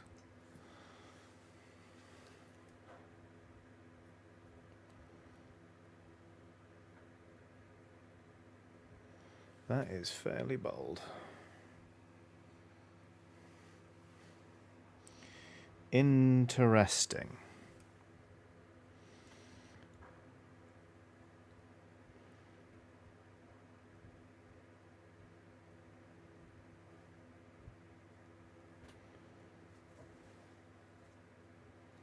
Abby Marie says they all put blush on their noses like the girls on TikTok do.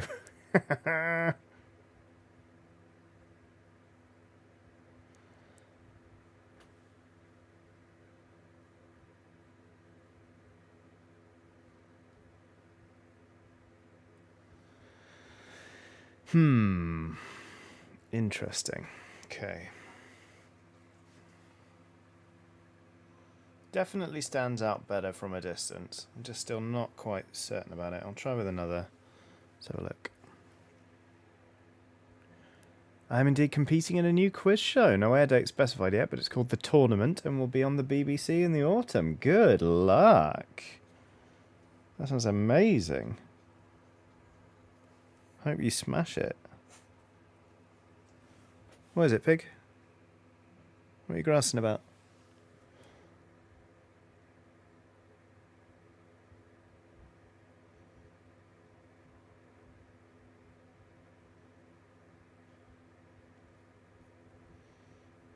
Yeah, okay, this is working. It's actually a decent colour.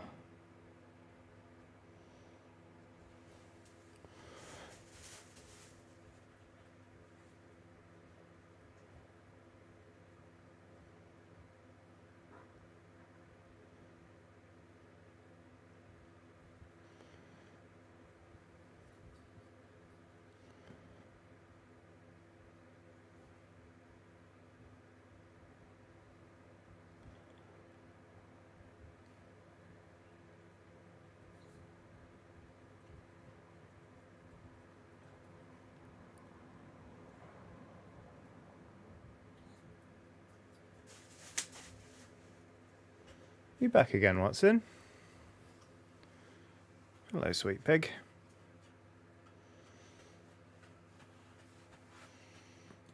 Yes, I'm into this. I'm into this highlight colour. Officially, it's good. I like it. It's fine. Phew.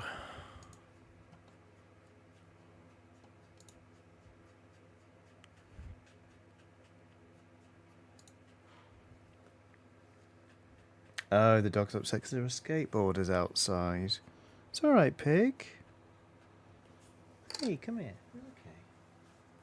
You're okay. Hi, yeah. You're a good pig. An upset child. Yeah, sorry, Piggle. You're a good girl. Okay.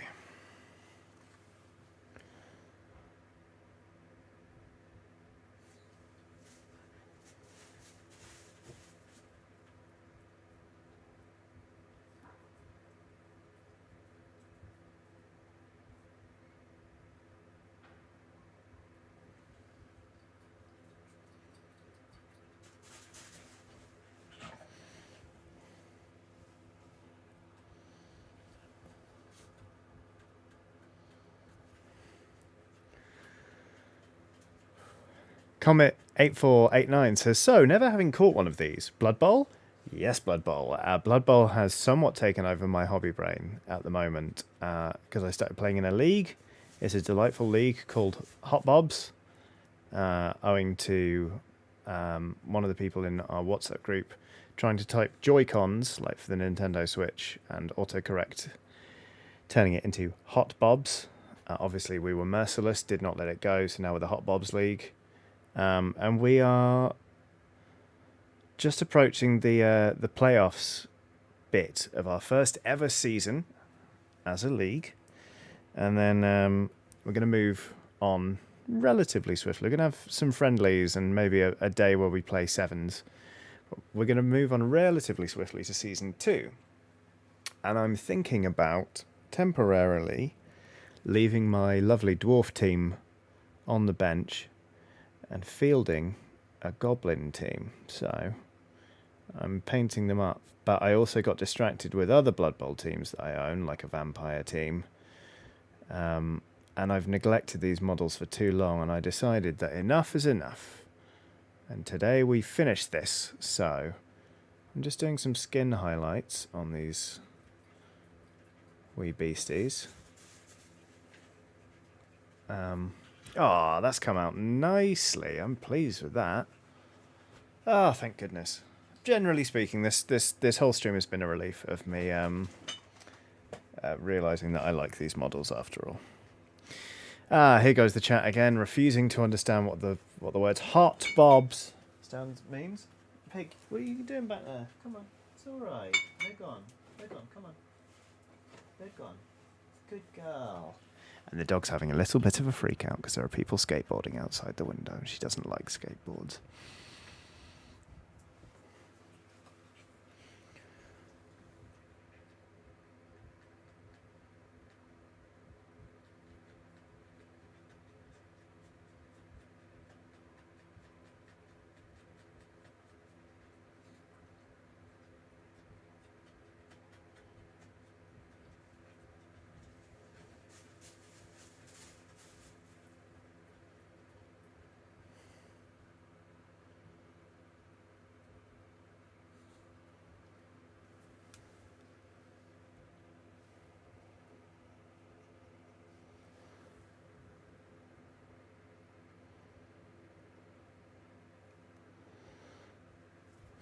Bot Hobbs. William Barry, you stop. It's the Hot Bobs League and we're proud of it. It's been a glorious experience, actually. Just a really joyful group of lovely people being nice and good at Blood Bowl.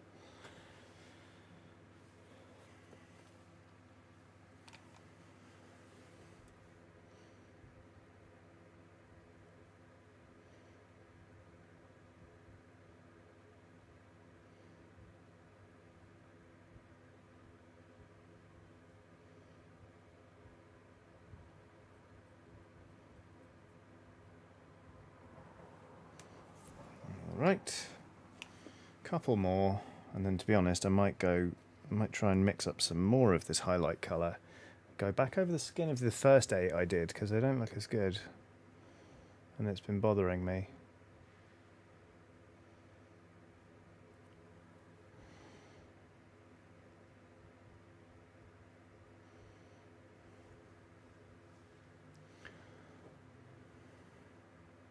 Rebecca Washington, somewhat alarmingly, says, I know you aren't supposed to iron clothes while wearing them, But I already put the dress on, and I only need to do the front flap. Rebecca, respectfully, I think either do not iron the front flap, or do it safely. Just step out of the dress, iron it, and put it back on. Or Neko the kitty says, live dangerously. I'm definitely on team don't iron yourself here. That's all else. That's where I am with this. Yeah, Abby Marie quite rightly just says no, all in caps. Let's not iron ourselves, eh? Irons are really hot, it turns out.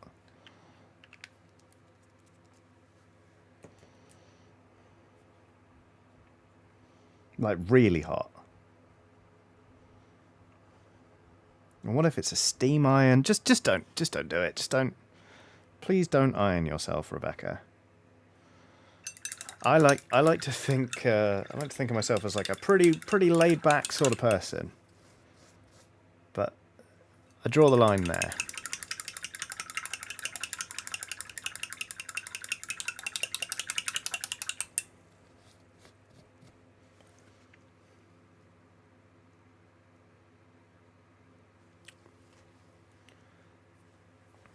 Rebecca Washington says, all right, I'll be safe then. Thank you, Rebecca.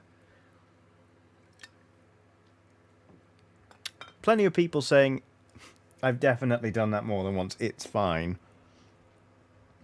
But, yeah, again, I'm still on team don't iron yourself.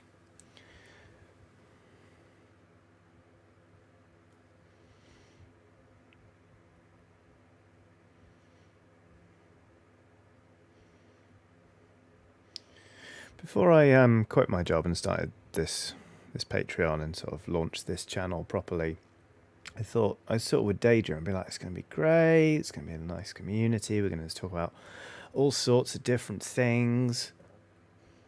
Whether or not to iron oneself is not a topic I saw coming, I'll admit. So well done, frankly.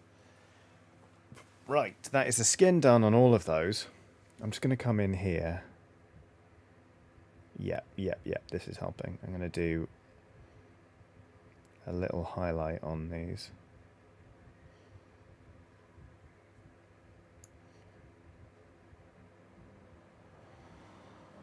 Oh, good.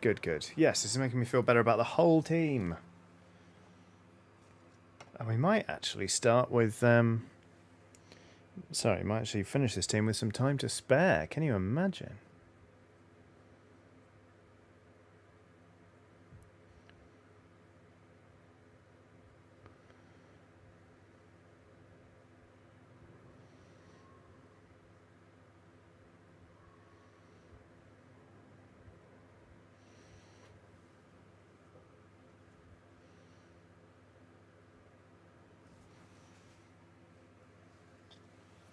Hooray!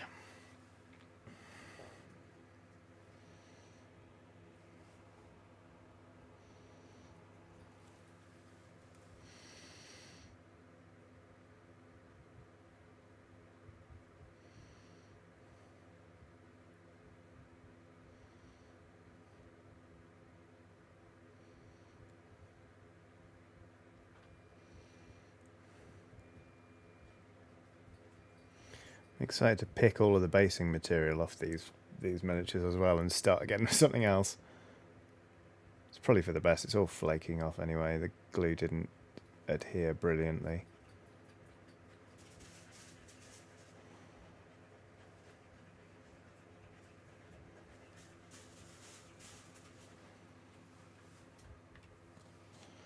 Three. Emma Benton's wedding rings have just arrived. Well, the wedding rings for Emma and Emma's fiancé have arrived. Congratulations, Emma. That is very exciting. And is definitely one of those, oh, this is really happening moments. Brilliant. I ordered mine so late. Like, there was a week to go when I ordered my wedding ring. But I love it. Like, I got one I really, really like. It's kind of, it doesn't show much anymore, but it's like hammered gold. So it's got like lots of little facets on it. You can't really see it because it's worn down a little bit over the last 4 years. But yeah, good times.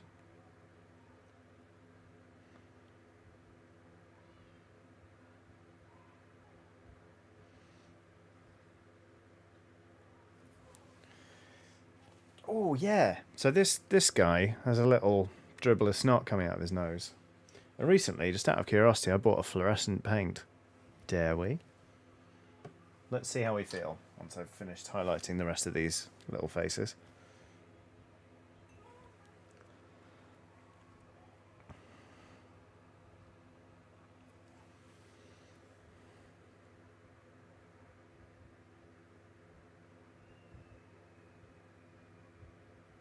Your spouse is displeased right now, Johnny. I don't think that's true, Burrito. The detail on my ring is... my wedding ring has faded because I've been wearing it every day for 4 years. Only taking it off to swim in a swimming pool every now and then.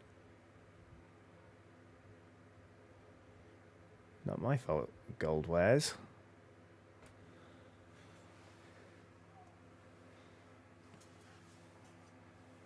Will you make him social distance from his team?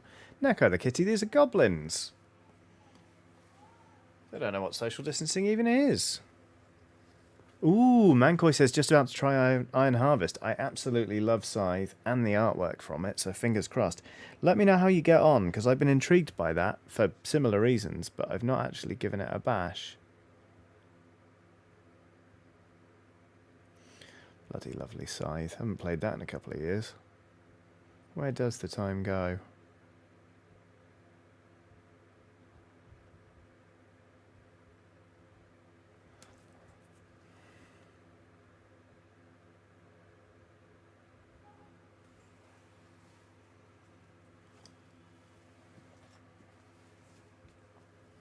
Oh, you meant the late order detail. Oh, Burrito, she knew about that. Takes more than that to get my wife pissed off with me.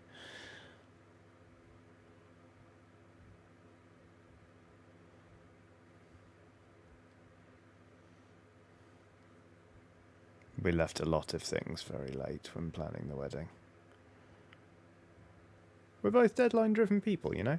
Garth the Werewolf has done a super chat saying, congratulations on the new rings, Johnny. Thank you. Also, I love the figurine and can't wait to see it when it's finished. Have a fantastic week, buddy. Thank you very much, Garth. It was very kind.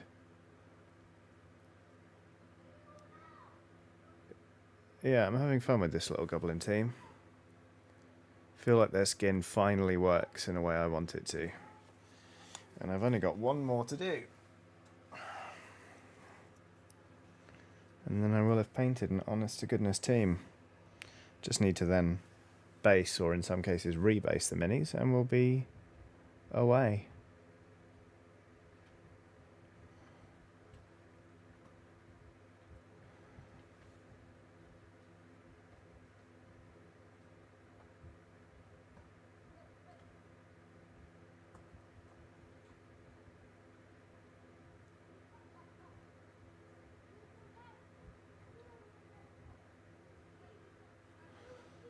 Ta-da! All right. Oh, what a relief! With half an hour to go. Ow. In that case, I wonder if I could do a bit more work on this little fiery nonsense. Yeah, let's do that. Oh, that feels very, very good.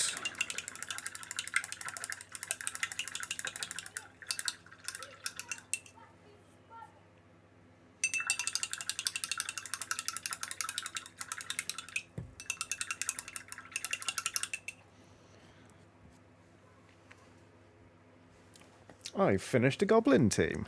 I'm feeling great about that, actually.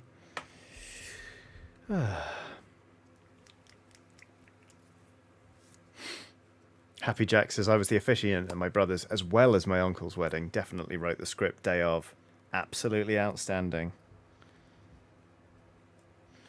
Deadline-driven people are great.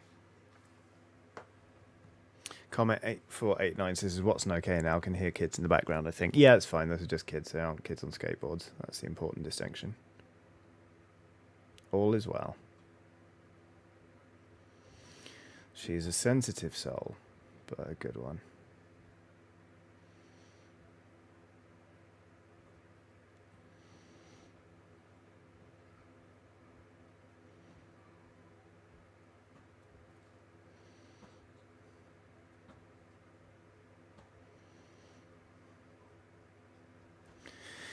Now, I think actually to finish off that sort of plume of smoke and fuse, we will do a very, very light black dry brush like Monk suggested. I think that's a good idea. Thunder Cookie has done a super sticker. It's you'll remember earlier on in this stream I described some sort of sentient pear that has a body and a sports band.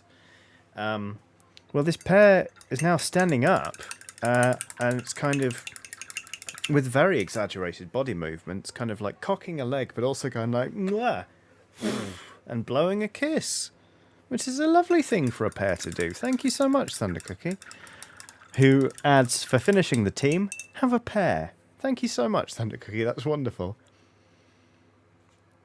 Emma Blass says, I'm officiating for some friends in 2 weeks, and we haven't even chatted yet about what the script should include. Delightful. I officiated for some friends once, but I think I sent them a script in advance because they asked to see it. It was that easy, really. Right, a dry brush. I wouldn't trust me to officiate a wedding without seeing the script first, to be honest. Emma Blass says the pear stands when the pear wants to.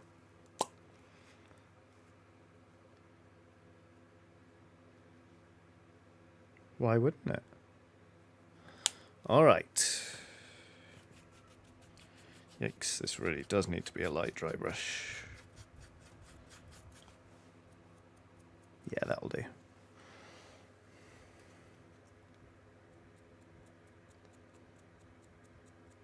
Oh, yeah, that looks great. Never done that before. What a good tip. Really sort of adds a little smoky element to it, but it's also tying this mini together really well. Well, well, well. What a nice little addition. Delicious. Big fan of that. I'm going to do some of that. Might do it a little bit heavier down here, actually. Yeah! I love learning new things. That's great. Wow! I'm really pleased with how this looks. Look at that little column of smoke and flame and stuff. Delicious. Oh, don't know what to do now. Oh, what a flipping delight. That's absolutely marvellous.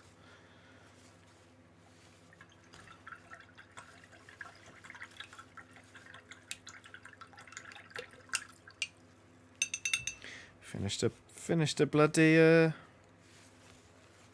team. Oh, delicious. Okay. So yeah, here they sort of, this is the sort of thing we're talking about.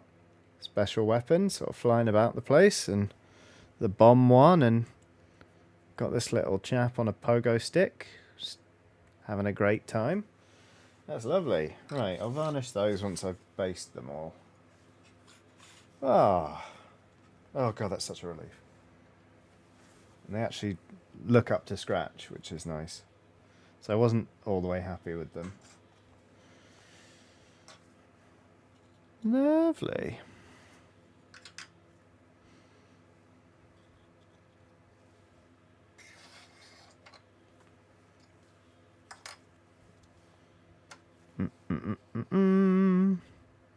Rebecca Washington says, dress is now ironed, no burns here. Phew. I'm glad we got through that without injury, Rebecca.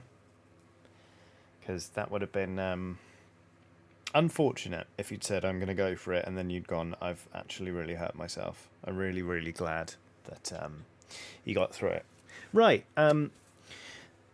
So we've got sort of 25... It's 25 minutes before we normally stop these streams, but to be perfectly honest with you, I might actually just end it there a little bit early, but I found in the past, talking about painting momentum, if I ever start painting something right on the tail end of a stream, it puts me off painting it again, and it's really annoying. Like, I'll go to pick up the model, I'll be like, no, don't want to do anything with that. So I am going to respectfully draw a line under it there, and we're gonna end the stream about 25 minutes before we normally do. But fret not, there's lots more coming from me this week here on youtube.com/Johnny Chiodini. What else have we got going on? On Thursday, I'll be doing a lovely video game stream. This week I'm planning to get out the next edition of my favourite board games, so you can all see that. On Saturday there'll be new episodes of Press Any Chiodini as we continue the Horizon Zero Dawn run through. And then next week I'm actually on holiday, so I'm not going to be streaming. So this is my last painting stream for 2 weeks, but I will be back streaming this Thursday. So oh goodness, oh no. So watch out for that then. And I'll catch you all soon. Thank you all so much for watching and chatting and super stickering and super chatting and all of the lovely things you've done over the last few hours. It's been really nice to discover that actually a project I thought was dead in the water was still really good fun. So yeah, take care of yourselves. Have a lovely rest of your day, however much of it is left.